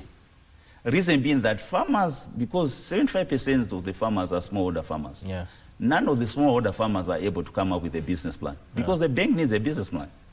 But what they need is to really look at how do we support them through aggregation, through mentorship, through acceleration programs, to ensure that they can actually be able to utilize the available resources that they have to show visibility. That's why I actually at one point spoke about the issue of de-risking. Looking at how do we de-risk them by creating an economic identity where we have a database that shows what they are producing, where they're selling. Then again, the issues of markets. Then again, we have also issues of flooding of cheap imports. How do we ensure that we don't necessarily have cheap imports flooding into the country? How do we safeguard to ensure that we have our farmers increasing yield so that we can actually take advantage of brokering or making sure that the cheap imports are not there? Because why we end up having cheap imports is because countries have got comparative advantages. Some are able to produce, let's say, 6 tons of rice per hectare because of the weather, because of the agronomy, and we are producing 2 metric tons. So they can be able to bring in things cheaper because of the economies of scale. The cost of production per unit areas is cheaper for them than us. So by making sure that we increase productivity, we are also reducing the cost of production, and we also make sure that the products that are being sold by the farmers are relatively cheaper. And by commercializing our own and making sure that we have feed on Kenyan products, then we are actually making a very good transformative agriculture sector for Kenya. As we close, do you have any projection for food security and agricultural productivity in, say, like 2 to 5 years from now? I foresee we still have we have an opportunity. We have we have technologies that are available, and the government is very proactive. We've seen their investment plan in terms of agriculture. But it's not only about the government. What else is the private sector doing? It's a big challenge because of the climate change. We have a lot of shocks that are not known. But again, the issues are how do we proactively and intentionally put in place mechanisms that can protect what we have already. And by so doing, I think we are going to progress on a very positive trajectory. But a lot more needs to be done in terms of investments. It's not something that you simply say, tomorrow we are going to be sorted, because there are these external shocks that are not known. Would they have known that we have a Ukraine war that affects the wheat imports or exports to Africa, and everyone is crying now because of the increase in bread prices? And again, these are things that happen, and they destabilize us. But having intensified investments within Kenya, so that we actually intensify in irrigation, we can produce off-season, intensifying having enabling environment, intensify by having alternative products, for example, for looking at the pesticides. We can invest in biocontrol, where we are looking at using bioproducts. We can invest in cultural control, crop rotation, intercropping. Then we can also look at mechanical control. But all these needs a more of a system approach where each and every player is actually contributing for sustainability for interventions. Yes. Mr. George, your closing remarks, and wish someone a Merry Christmas. Okay, thank you so much for listening to me. I think agriculture is a sector that we all need to be. There's hope, and it's actually one of the sectors that you can get good rewards. So let's continue putting our effort, and now that we are going for Christmas, Merry Christmas, and let's be productive in our farms. Yes. Thank you. Thank you so much for making time to come to Good Morning Kenya and talk about this matter. Oh, wonderful. That is George Marechera, who is a policy analyst, speaking to us about food security and Kenya's agricultural productivity. This has been very informative. Thank you for tuning in. My name is Mike Megwe. Keep it KBC Channel 1. Enjoy the rest of your viewing. Good morning.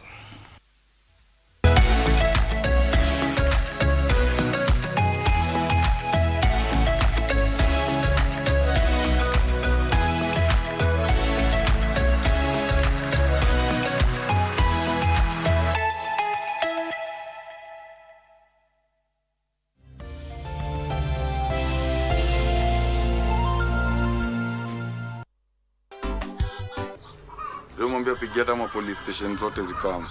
Leo stoki hapa bila maziwa. Hata nikwambie sasa hiyo ndio upate. Sasa jua ni ngori nikukwambia stoki hapa jua ndo acha nimechinja mtu hapa. Sawa. Na Hassan hakulishi. Na Hassan hakuvishi. Na Hassan hakupeleki auti. Kwa hivyo wewe ndio wasa. Wewe unapiga nduru sana wewe. Jamhuri ni siku gani? Unajifanya. Mimi nakwambia ni fix. Wewe. Alright, kila mtu. Simama juu bana. Simama juu. Unapewa makaratasi una sign bila hata kusoma. Sasa ni wale wa kulamba mtu kisoko mheshimiwa. Unamaanisha nini? Ukimsaidia yani abasungu pamoja babora black is beauty. Bangi. Sasa Pangi mahali ya na kuuliza kama uko na pesa. Niko na pesa mheshimiwa. Uko na pesa kwa akiba? Akiba hapa sikuwa na akiba kukua nilikuwa peke yangu mheshimiwa. Akiba.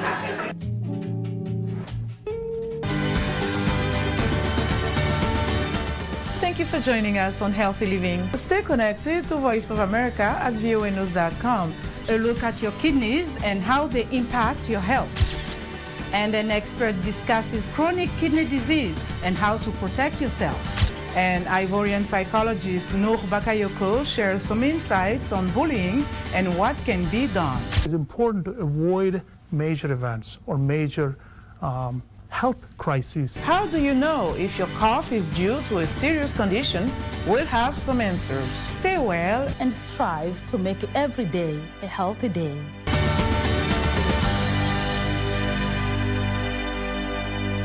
Niridhie nipate jannatu naima,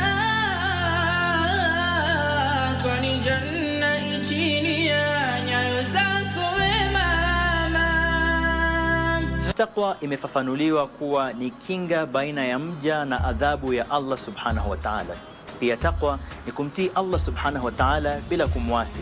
Na katika maana nyingine ya takwa kama ni kusema ni kumtii Mwenyezi Mungu wala haifai kuwa ni kumuasi, wayudhkara wala fala yunsa, na Mwenyezi Mungu awe ni kudhukuriwa, awe ni kukumbukwa kila wakati, wala asije akawa ni kusahaulika, wayushkara wala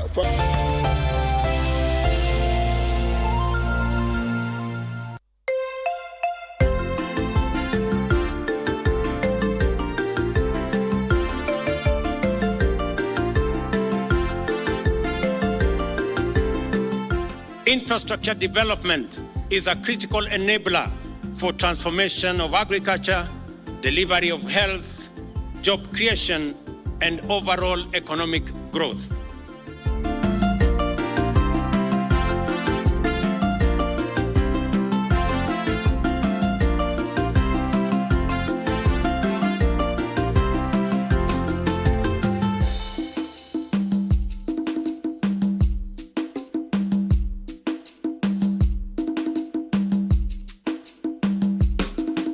The main purpose of doing Kiutine Kina Garbatula Road was especially to link the people of Garbatula, Duse, Kiutine, Kina towards Meru, because that is where they were accessing most of the services and their markets for their produce, which is mostly livestock produce. The road connects to the Isiolo Modogashe Road and also connects back to the Meru Maua Road. Kabla tujapata hii barabara, sisi tunasafiri kwa mchana mara moja up to Maua, that is 120 km, inachukua 6 good hours. Kurudi kutoka Maua kuja Garbatula inachukua masaa ingine 6. Samani sisi tunasafiri kwa lori, leo tunasafiri kwa basi. Kutoka hapa Garbatula paka Maua ni 120 km, inachukua 45 minutes. We have been marginalized, is independent, the community around this place. And I repeated this again. This is our first tarmac road. Something wonderful. I was not expecting that me to see tarmac road in entire Waso Borana community. To have such a superway road. Samani kama napata futa ambulance kutafuta Isiolo. Kutoka huko kufika hapa ni siku ya kesho. Mama ako juu ya kitanda tu. Wacha security ni mbaya barabara. Jamaa anatoka Isiolo kama anakuja Bande ni Rwanda anagoba uwezi kuja. Bangine anasema ai mimi nagoba barabara ni mbaya security. Amelala. Mama bangine amekufa. Mama bangine amejifungua bila operation. Mungu amesaidia. Ambulance kufika ni kesho kutwa. Ai sasa ni 1 hour siameleza nyinyi. Kurudi 30, kufika 30, 1 hour. Lami. Sisi samani sio Mkenya. Sasa sisi ni Mkenya. Lami black anaingia hapa anagausha hapa. Wacha bana. Sisi kama watu wa Isiolo County tulikuwa ni watu walikuwa wamebaki nyuma kimaendeleo. Lakini wakati lami imekuja tuliona mambo mengi sana imefunguka. Wale wanakuja kununua mifugo kutoka hapa. Sasa wanatumia barabara kuja kununua. Wakati wa mwanzo hakukuwa na lami, wale wanunuaji walikuwa wachache.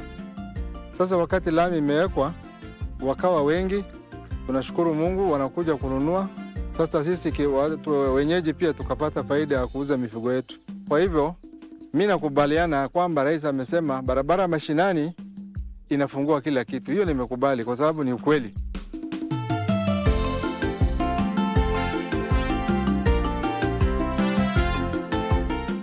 This road was we were basically doing an upgrading from another road to a bitumen road.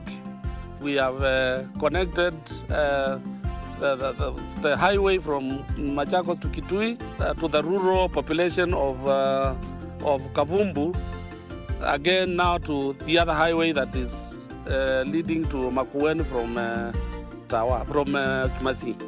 Mwaka tuliowekewa hiyo lami hapo tulishukrani sana. Wakati kulikuwa hakuna lami hii, kulikuwa maponde. Mimi nashukrani Mungu kwa sababu yeye Mungu anatusaidia. Wakapea serikali na baadhi ya kutuwekea hiyo lami. Wakati tuliopanda hiyo maembe, wakati wa kufuna, tunatoa kwa hiyo shamba tunaleta hapo karibu na barabara, alafu tukapepewa na magari. Na wakati ulo hakuna hiyo lami, tunapepa na mikongo yetu sisi wenyewe tukapeleka kwa soko. Hii barabara ya Kitangazini before itengenezwe ilikuwa na changamoto sana, ilikuwa na matope. Na bado ukibeba mzigo kama hii unakwama, unaweza teleza uanguke. Lakini saa hii kutembea ni vizuri, haina shida. Hatuoni changamoto sana. Barabara iko sawa. Kitambo nilikuwa nafanya nakuja siku moja, kesho nakosa kukuja. Inabidi nakuja kila siku juu barabara ni shida sana. Soko kama ya Masi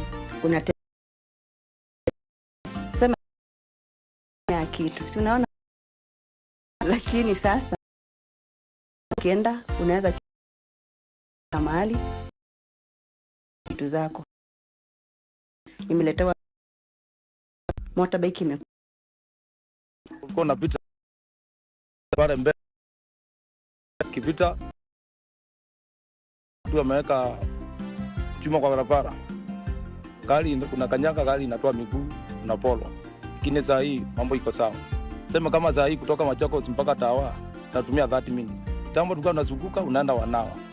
Kwa hivyo saa hii sema unaweza enda hata spoti 3 kutoka Mbubuni unaenda Machakos ukirudi. Lakini kitambo ulikuwa unaenda spoti 2. Na mafuta inakuwa ni cheap.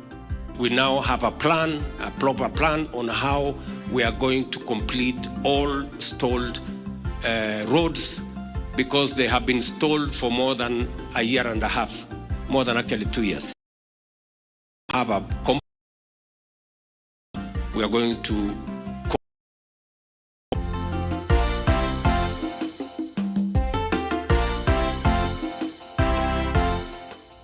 The Ngong-Susa Road project commenced on June 2018. It was supposed to be for 42 months, but due to one or two issues, we've not been able to complete. The scope of the works is for 70 kilometers. So far, we have done around 56 kilometers of roads, and we are at around 8% completion. We are remaining with 14 kilometers of roads to do, and if all goes well, we expect the works to be finished in the next 1 year. Mimi ni operator ya shift roller kwa barabara ya Ngong-Susa Road project. Hii kazi ni ngumu for ladies, lakini ni kuchikakamua sana. Hata wanaume wenye wako hapa wanashangaa tu. What a man can do, a woman can do best. Imenisaidia sana for school fees na familia yangu, na vile baba yangu aliaga katuacha tukiwa chini sana. Lakini kazi imenisaidia sana kwa familia yetu. Kazi yangu ni kutoa mawe kubwa naweka kando, mizizi kando, maji unapima. Kwa mfano dereva yeye anaendesha, akikwambia kuanzia hapa ufungulie, unafungulia, akikwambia funga, unafunga. Imetusaidia sana sababu before ikuje hatukuwa na kazi. So wakati imekuja maisha hata imekuwa rahisi kidogo. Nikipata hiyo pesa huwa nalisha familia nayo, unalipa school fees nayo kwa sababu niko na watoto wadogo, na pia una save kidogo, na saving yetu inakuanga kununua mbuzi. Ile umesave ni ile umenunua mbuzi nayo.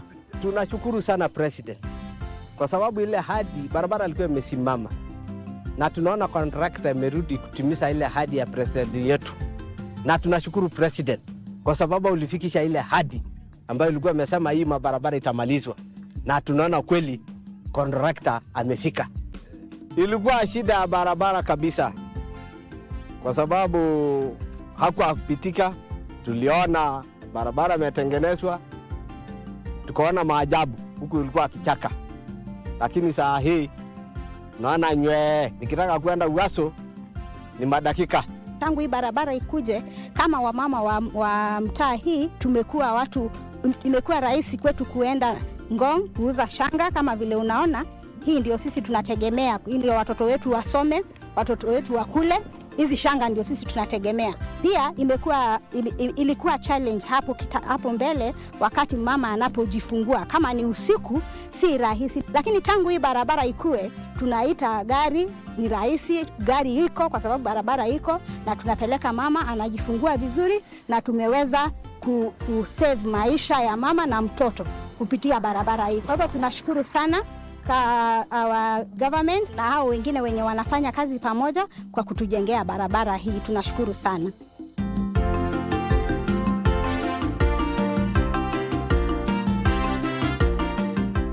For the section from Kwavonza to Kiliko is 6.5 kilometers. This section was as a result of additional work due to savings which accrued from the original contract. That is from Kwavonza to Sekuk. And then government added an additional amount so that we can complete 6.5 kilometers. Hapa kwa site, mimi ni kama, yani nafanya kazi kama mtu wa mkono, yani kukoroka. Na vile nilisikia kuko na kazi ya kutengeneza hii barabara, nikaona ni vizuri nikuje kufanya hii kazi, pia mimi nijisaidie. Tulikuwa hatupati magari kwa wingi, tulikuwa tunapata boda inatulipisha kama kutoka hapa kwenda KV Kwavonza sasa ni 200. Saa hii imekuwa rahisi juu barabara imewekwa, tunalipishwa 50 bob. Wakati hakukuwa na lami ilikuwa kama kichaka. Watu walikuwa naona huku ni msituni, ni kama ni mbali sana na town, lakini venye tumepata accessibility sasa tunajua iko karibu. Kwa hivyo watu watakuja, watakuweka manduka, watajenga plots na kutakuwa kuzuri. Hii barabara imetusaidia ikiwa una customer wako na anataka kitu kama maji mingi kama ya function, unaweza iendea within 10 minutes unamsupply. So imetusaidia kabisa na tunashukuru.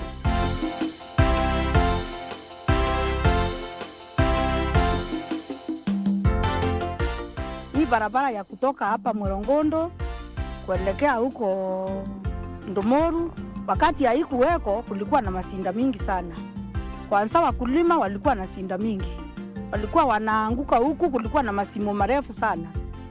Alafu hapa kwetu hii ni security road, inatusaidia wakati tunakuanga na mpanditari, hii barabara ndio tunatumia, maana sisi ni pastoralist, sisi ni wafunga ng'ombe, mbuzi na ni wakulima. Sasa hii barabara imetusaidia sana kwa upande wa security na kwa upande wa kulima na wafanya biashara.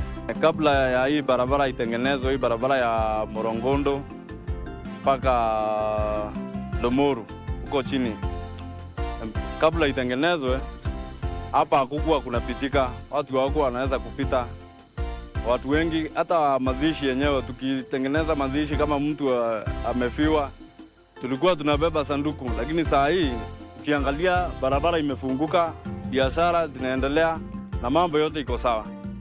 Especially huko chini, hii barabara inatusaidia sana, kama wakati tunaendea mchanga huko chini, mchanga ya kujenga, najua tunaichukua huko chini, ni hata magari unaona yanapita hii ya mchanga. Mimi nalima marawa huko chini, na hii barabara imenisaidia sana juu nikilima wakati wa kuvuna, hawa wanavonda wanatubevea, tunaweka hata ngunia 2 wanapeleka huko nyumbani.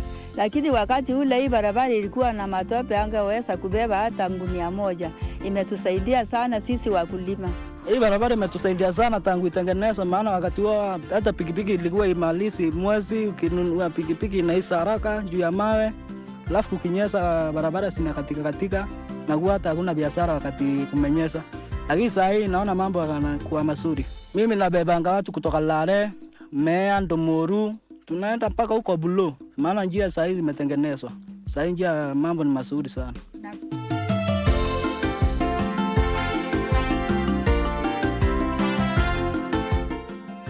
Kabla tupate hii bridge, tulikuwa na shida sana ya kupita. Kutoka ng'ambo ile kuja ng'ambo hii, bridge ilikuwa ni kidogo sana. Na tulikuwa na challenges mingi. Kwanza ya uwizi, sababu wakati ulikuwa unapita, kama mmoja alikuwa anatoka ng'ambo ile, lazima uongoje yeye afanye nini, apite ndio ukuje. Wakati ile unajua waizi walikuwa naenda kwa corridor. Lakini kwa saa hii ni open place. Sasa wakikuja hadharani, unajua wanaonekana. Sasa hawako. Hiyo tena imetusaidia. Enzi ya kitambo kuna kesi ilitendeka, kuna mama alikuwa anafaa kuenda hospitali, alikuwa mjamzito kwenda kujifungua, na vile sasa alikuwa muoga kupita hii barabara, masaa zikapita, naye pia akipata mtoto pia alikufa, sababu kuna magari ingeingia hapa.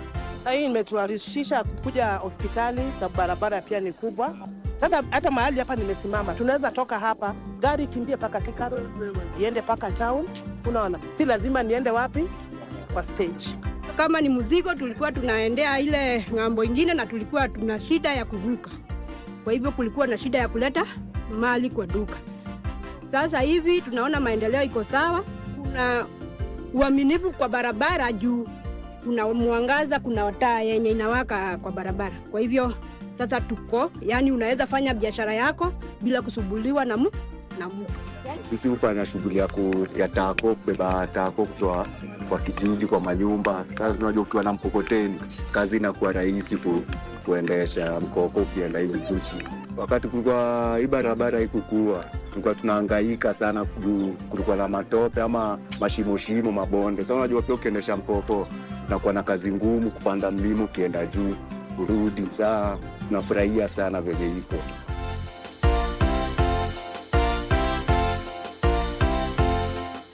Nimeona ni jambo mzuri, sababu serikali imeweza kufika mashinani kwa kila mtu, ule mtu wa chini na wa juu. Sasa tuko sawa. Ile nyakati nyingine kwa nasemanga, unajua kuna watu kuna wakubwa wale wamefinyika, sisi tulikuwa tunatambulika, lakini sasa hizi sisi wote ni sauti moja.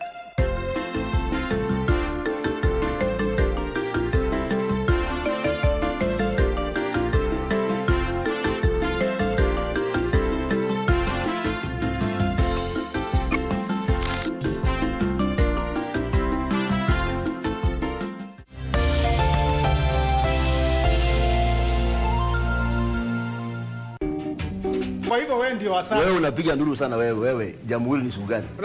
Mimi nakwambia ni fix. Wewe. Alright, kila mtu. Simama juu bwana. Simama juu. Unapewa si una sign bila hata kusoma. Sasa ni wale wa kulamba mtu kisoko mheshimiwa. Unamaanisha nini? Ukimsaidia yani abasungu pamoja babora black is beauty. What is bangi? Bangi. Sasa bangi mahali ya na kuuliza kama uko na pesa. Niko na pesa mheshimiwa. Uko na pesa kwa akiba? Akiba hapa sikuwa na akiba kukua nilikuwa peke yangu mheshimiwa. Akiba.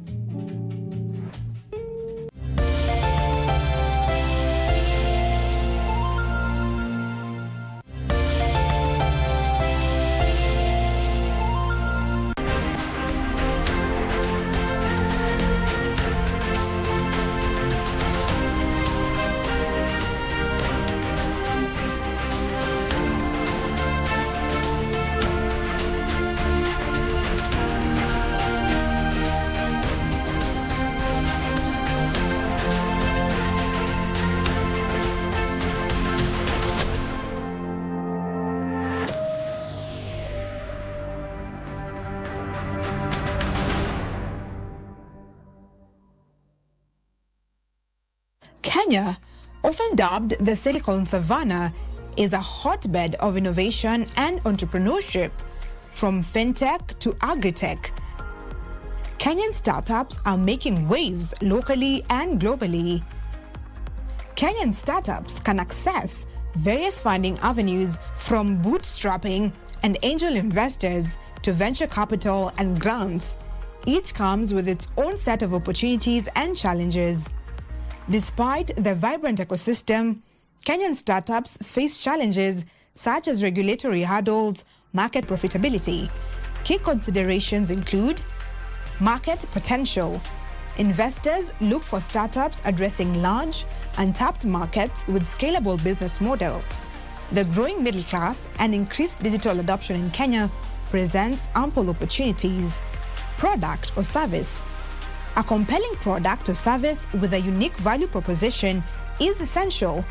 Investors are particularly interested in technology-driven solutions that can be adapted or expanded into other African markets. Team. A strong, experienced, and adaptable team is crucial.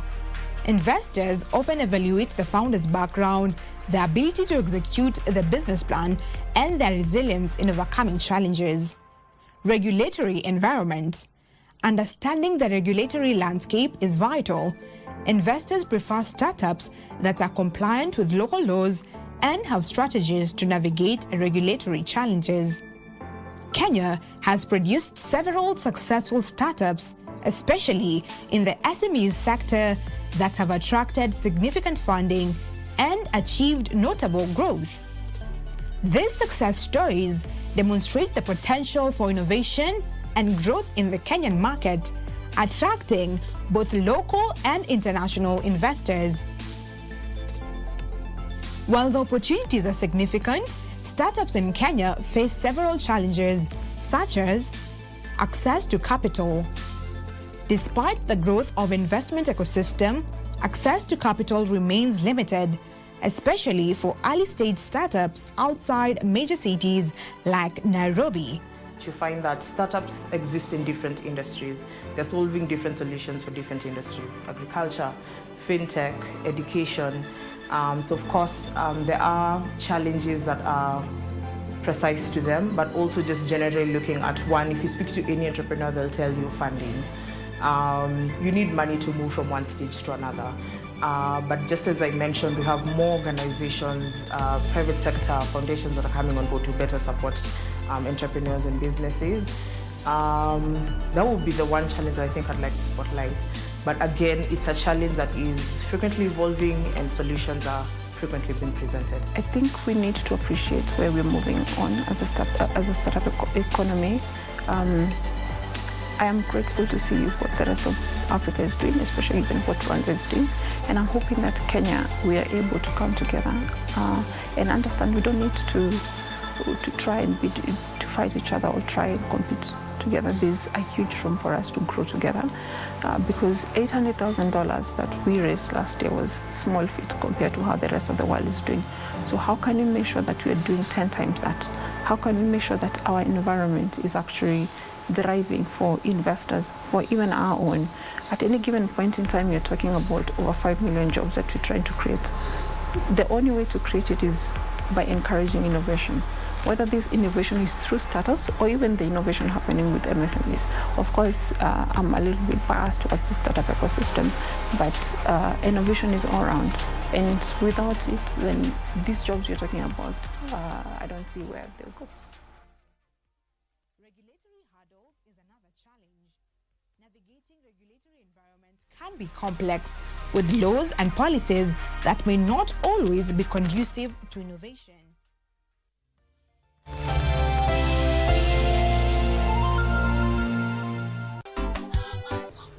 Leo mwambia pigia hata police station zote zikama. Leo stoki hapa bila maziwa. Hapa nikwambie, sasa hiyo ndio upate. Sasa jua ni ngori nikukwambia stoki hapa, jua ndawacha nimechinja mtu hapa. Sawa. Na Hassan hakulishi. Na Hassan hakuvishi. Na Hassan hakupeleki auti.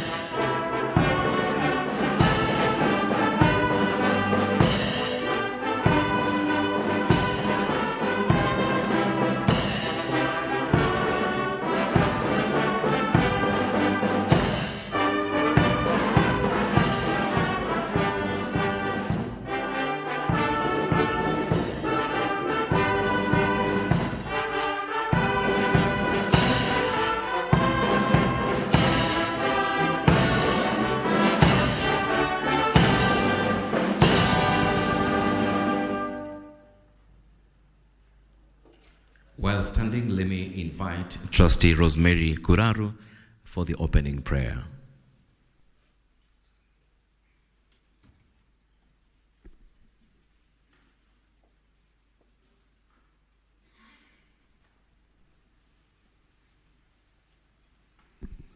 Shall we pray? Heavenly Father, Jehovah, we come before your presence this morning with thanksgiving in our hearts. Thank you for the gift of life and the gift of a beautiful day. We commit this day unto your able hands, my Father, as we begin commemorate our third annual general meeting, my Father. We want to thank you this far that you've brought us and committed deliberations of the day before you, my Father. We ask for your presence, we ask for your guidance and wisdom, my Father. We commit our chief guests and all the dignitaries present today, members, their families, and by extension, the communities. We bless you and we honor you, for it is in Jesus' name that we do pray and believe. Amen. Guest of honor, sir, ladies and gentlemen, please be seated. The Honorable CPA John Badi EGH, CS for National Treasury, the Honorable Justin B. Muturi, CS for Public Service and Human Capital, the Honorable Principal Secretary Present, the Honorable Chairperson PSSF and Board of Trustees, the CEOs present led by Dr. Jonah Ayabe, PhD, the Auditor General Representative, the Fund Manager, the Fund Administrator, the Fund Custodians, members of the PSSF, PSSF Secretariat, distinguished participants, ladies and gentlemen. Guest of honor, sir, we're just about to celebrate Jamhuri Day. Na kwa hii nafasi, nitaomba sote tena tuweze kusimama ili tuimbe wimbo mmoja watushangilie Kenya, wake ndugu wasonga, tukikaribia kusherekea siku kuu ya Jamhuri. Tafadhali sote tena tusimame kwa dakika moja. Tushangilie Kenya, led by our esteemed band. Tushangilie Kenya, all of us, we put our hands together and we sing Tushangilie Kenya. Tuende kazi. Makofi tafadhali, makofi. Tushangilie Kenya kwa pamoja, tukingojea Jamhuri Day.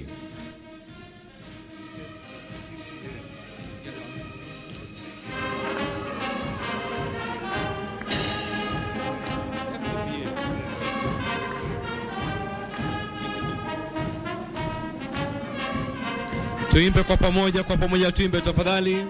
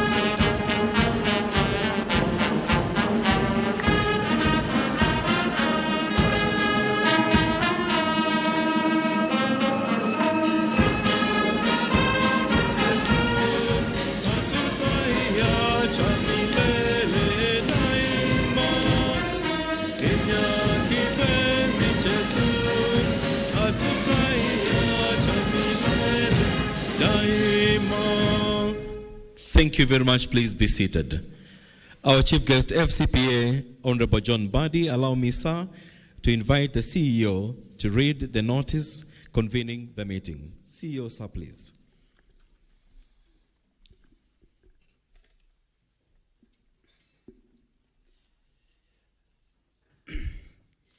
Our chief guest, FCPA, Honorable Badi, Cabinet Secretary of National Treasury and Economic Planning, our guest, Honorable Justice Muturi, Cabinet Secretary, Principal Secretary, National Treasury, and all invited guests. It's my pleasure to read the notice of the third annual general meeting of the Public Service Evaluation Scheme, notice which was issued on 11th of, which was issued on October 20th, and it reads that notice is hereby given that the third annual general meeting of the Public Service Superannuation Scheme for the year ended 30th June 2024 will be held today, Wednesday, 11th of December 2024 at Kenyatta International Convention Center, Amphitheater, starting at 9 a.m. And the business to be transacted will be as follows: reading the notice, which is ongoing, presentations of the chairman report, confirmation of the minutes of the previous annual general meeting, presentations of the scheme audited financial statements, presentations of the reports from service providers, investors, investment managers, administrator, custodian, and we'll also have, as by requirement, the report on remuneration of trustees, and we'll have an opportunity for question and answer for the members to also raise their comments. So this is the convening of the AGM as per the requirements of the Retirement Benefits Authority. Having said that, and for the interest of time, I've just been asked to go straight away to making one or two remarks and invite the chairman so that at least we can redeem time given the opportunity or the time that has all fast spent. So our chief guest, FCPA Honorable John Badi, Cabinet Secretary, Honorable Justice Muturi, Principal Secretary of the National Treasury, governors and former governors present, invited guests, RBA representatives, distinguished guests, ladies and gentlemen. We are delighted as pension scheme to host this third annual general meeting. It gives us an opportunity to report back to our members in terms of the activities that we have done for the entire financial year. And we are doing so, Honorable Chief Guest, for obvious reasons that the funds that we are managing are members' funds. So we are required by law to report back to the members. And this is what we use the annual general meeting to do. So we have had a very successful year, working in compliance with the activities of the Retirement Benefits Act guidelines, and also in observance of our PSSF Act. I am pleased, Chief Guest, to mention that during the financial year, we had a good year where we saw our investment income increasing by 14 billion, and this is captured in the financial statements. And the success is driven by the commitment to a robust investment policy that we are administering with the Board of Trustees. As at the close of the year, the value of the assets was at 42.2 billion, which is the assets that we are investing to take care of the retirement benefits of the members. So we also managed to do a lot of sensitization in the course of the year to let members get to know what is expected of them and their rights. This is one of the most exciting provision in government, Honorable Chief Guest, in terms of thinking beyond the working life of the members. And management, together with the Board of Trustees, we are committed to really putting in place the right things to give the best value on the funds and assets of the members to take care of their retirement. Having said that, Chief Guest, because I've been advised of the constraint of time that we have, allow me, before I invite my chairman, to appreciate specifically some of the people who started this scheme, who have come to join us today. I know the former vice chairman will be recognized by the chairman, but I want to appreciate my predecessor, that is Alice Nyariki, who was the first acting CEO, and she can stand and wave to the crowd. So she is the one who started this scheme, and we are happy that she came to join us today. We also have CEOs of other pension schemes who have managed to join us today, and other organizations, Chair, Honorable Chief Guest. We have the CEOs who are present. Kindly, if you can stand so that I can be able to appreciate and mention your names. From my left there, we have Peter Rotich, who is the Secretary and CEO of Teleposta Pension Scheme. An iconic building around Kenyatta Avenue is what is easily identified with Teleposta. We have Bwana Lelei, who is the CEO of the National Police Service Commission. And we have Dr. Osea Kili, who is coming here in his personal capacity as the CEO and at the same time the administrator of our scheme. So we appreciate your coming, and we look forward to a very successful conversation and presentation to all our members. Members, if there are questions, you will have an opportunity to raise at an appropriate time. Otherwise, for now, ladies and gentlemen, I would wish to take this opportunity to bring to the podium the chairman of our Public Service Superannuation Scheme, Honorable Wycliffe Wafula Wangamati. Karibu sir.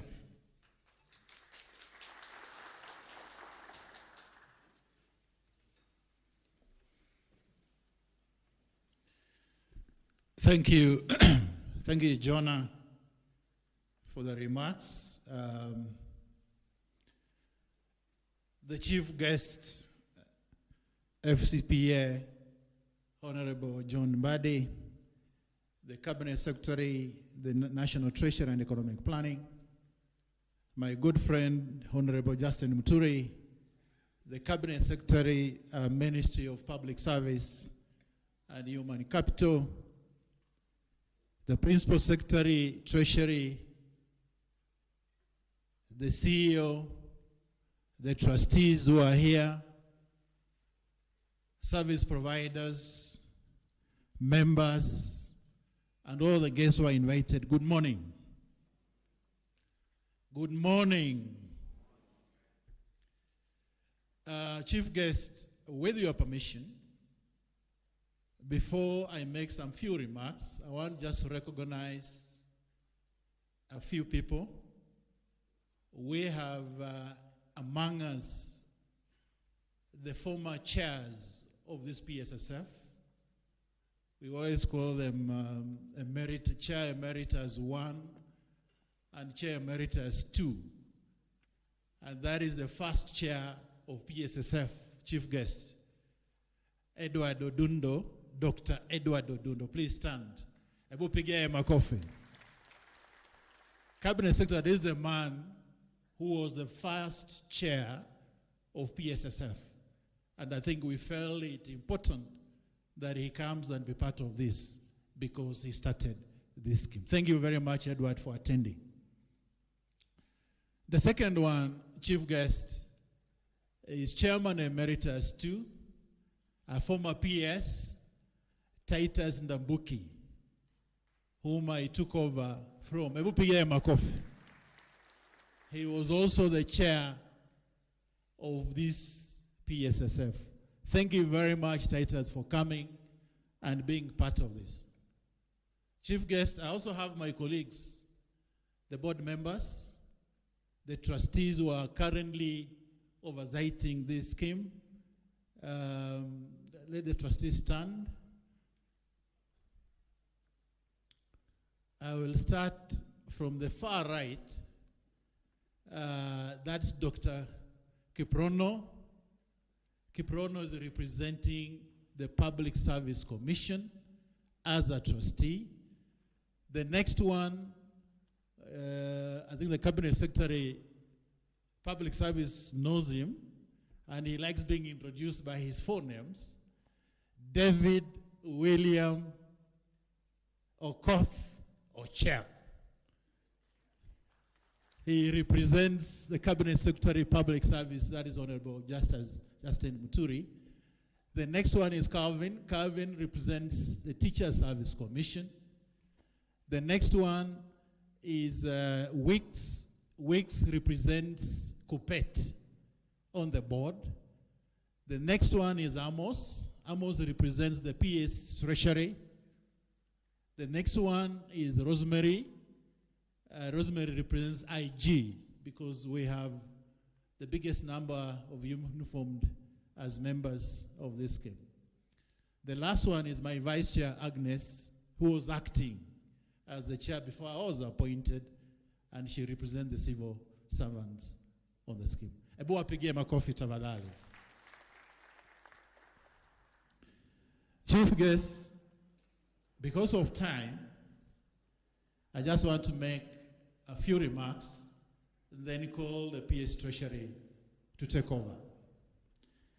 Chief guest, it's an honor to address you at this annual general meeting as we reflect on the achievements, opportunities, and aspirations of the Public Service Superannuation Fund. 4 years ago, the government issued a circular for the implementation of this pension scheme for all civil servants, teachers, discipline services personnel.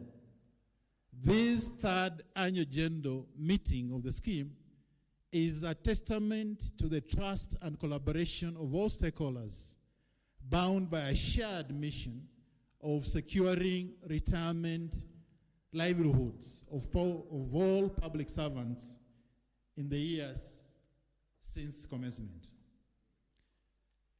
At the outset, Chief Guest, I wish to express my gratitude to the National Treasury as the sponsor for their support during this support and hosting the scheme secretariat in the first 3 years, giving a solid base to stabilize the institution. And we must, Chief Guest, I must say a big thank you to the PS Treasury because he has been part and parcel of this scheme. When it was set up, hosting the secretariat before, in fact, encouraging the secretariat to move on and basically be more independent. So thank you very much, PS Treasury. At the age of 4 years, this baby is well on its feet and set for a life of independence and success. I wish to thank the Board of Trustees for their unwavering dedication and strategic oversight.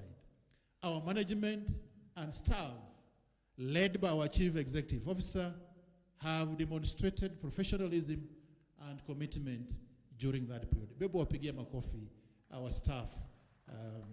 I also want to extend my deepest appreciation to our members and the employers whose confidence in this fund drives our efforts daily. The success that we celebrate today is a product of years of dedication, and credit goes to our former Board of Trustees, our former Chairman, Dr. Edward Odundo, and Mr. Titus Ndambuki for their leadership during their tenure as chair of PSSF. We aspire to carry on that legacy and take this pension scheme to the next level, being one of the biggest schemes in this country. And Chief Guest, I'm pleased to join you for this AGM and being my first AGM as the chair of the Board of Trustees. Distinguished members, the last year has been a key one for the scheme. We have continued to make progress in fulfilling our mandate despite the challenges posed by the broader economic environment. We have managed the scheme's investments to ensure they align with our long-term objectives and ensure stability, growth, and responsible leadership of our funds. The fund's assets under management recorded an impressive growth, buoyed by prudent investment strategies and a diversified asset portfolio that yielded commendable returns, securing members' funds. Chief Guest, the scheme's fund value increased to about 142 billion as of 30th of June 2024, from about 84.74 billion the previous year, recording an increase in members' funds of about 57.49 billion. That increase, Chief Guest, was made up of about 14 billion of investment income compared to about 5 billion in the last financial year ending 30th of June 2023. So this year we increased member funds by about 14 billion compared to 5 billion for the year ending 30th of June 2023. During that year, the government has consistently demonstrated its commitment by remitting contributions in a timely manner, and during the year, we received a total contributions, Chief Guest, of about 44.7 billion Kenya shillings. And I want to confirm, Chief Guest, as at now, we do not have any arrears in respect of either member or government contributions to this scheme. It has been cleared and everything has been paid. Dear members and guests, we understand the essential role that strong corporate governance plays in securing the organization's long-term success, sustainability, and ethical foundation. I share an unwavering commitment to maintaining exemplary corporate governance standards. The scheme is guided by the principles of transparency, accountability, fairness, and integrity in every aspect of operations. Our Board of Trustees, composed of a diverse and highly experienced group of professionals, provides strategic oversight and effective leadership. Their focus remains steadfast on safeguarding the interests of our members and stakeholders while ensuring that our decisions align with our mission. In today's dynamic and ever-evolving environment, our dedication to sound corporate governance is more critical than ever. We are committed to continuously refining and enhancing our governance practices to address the changing needs of our members, stakeholders, and the wider community. By doing so, we aim to uphold the trust placed in us to foster a culture of excellence, accountability across the organization. To strengthen this, Chief Guest, the Board of Trustees has implemented robust policies to support this commitment and improvement in welfare of our members. The board has designed a responsive corporate social responsibility policy to address the challenges facing member and society while fulfilling the fund's commitment to ethical conduct, sustainability, and enhancing the well-being of members and their beneficiaries.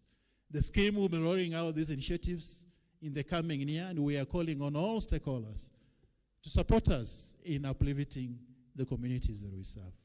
Looking forward, Chief Guest, we look ahead as PSSF is poised for an even greater impact.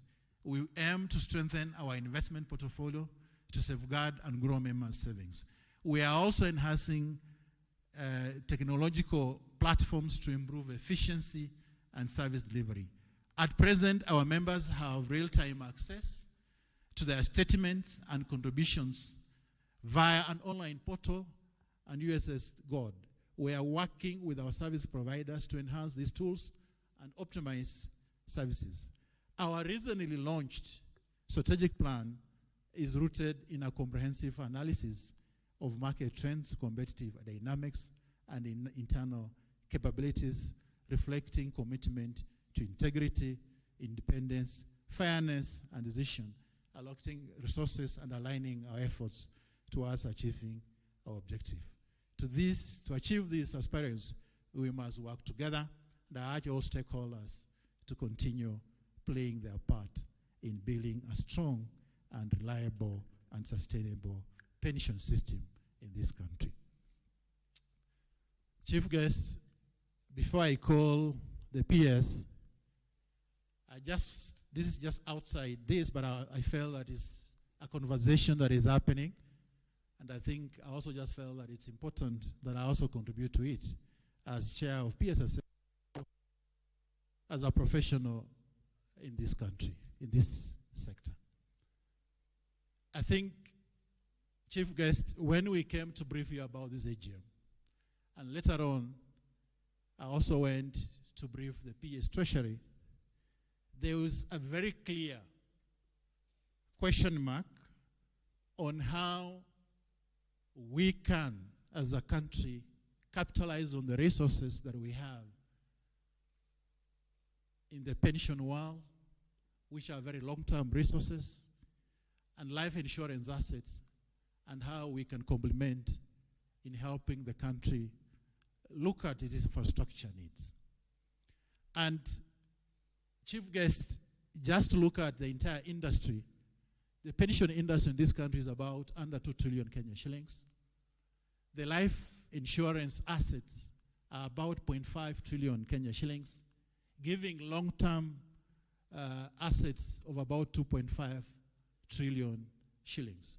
This money is used to cover the liabilities that we have, basically ensuring that somebody, when they get retirement, the assets are there to give him his benefits. At the same time, if it's insurance contracts, life insurance contracts, when somebody needs that claim, that money is there to meet them. But at the same time, Chief Guest, we have infrastructure needs that are very long-term in nature. So you have assets here that we are putting in government securities, equities, and then you have infrastructure needs of the country that are here that are also long-term.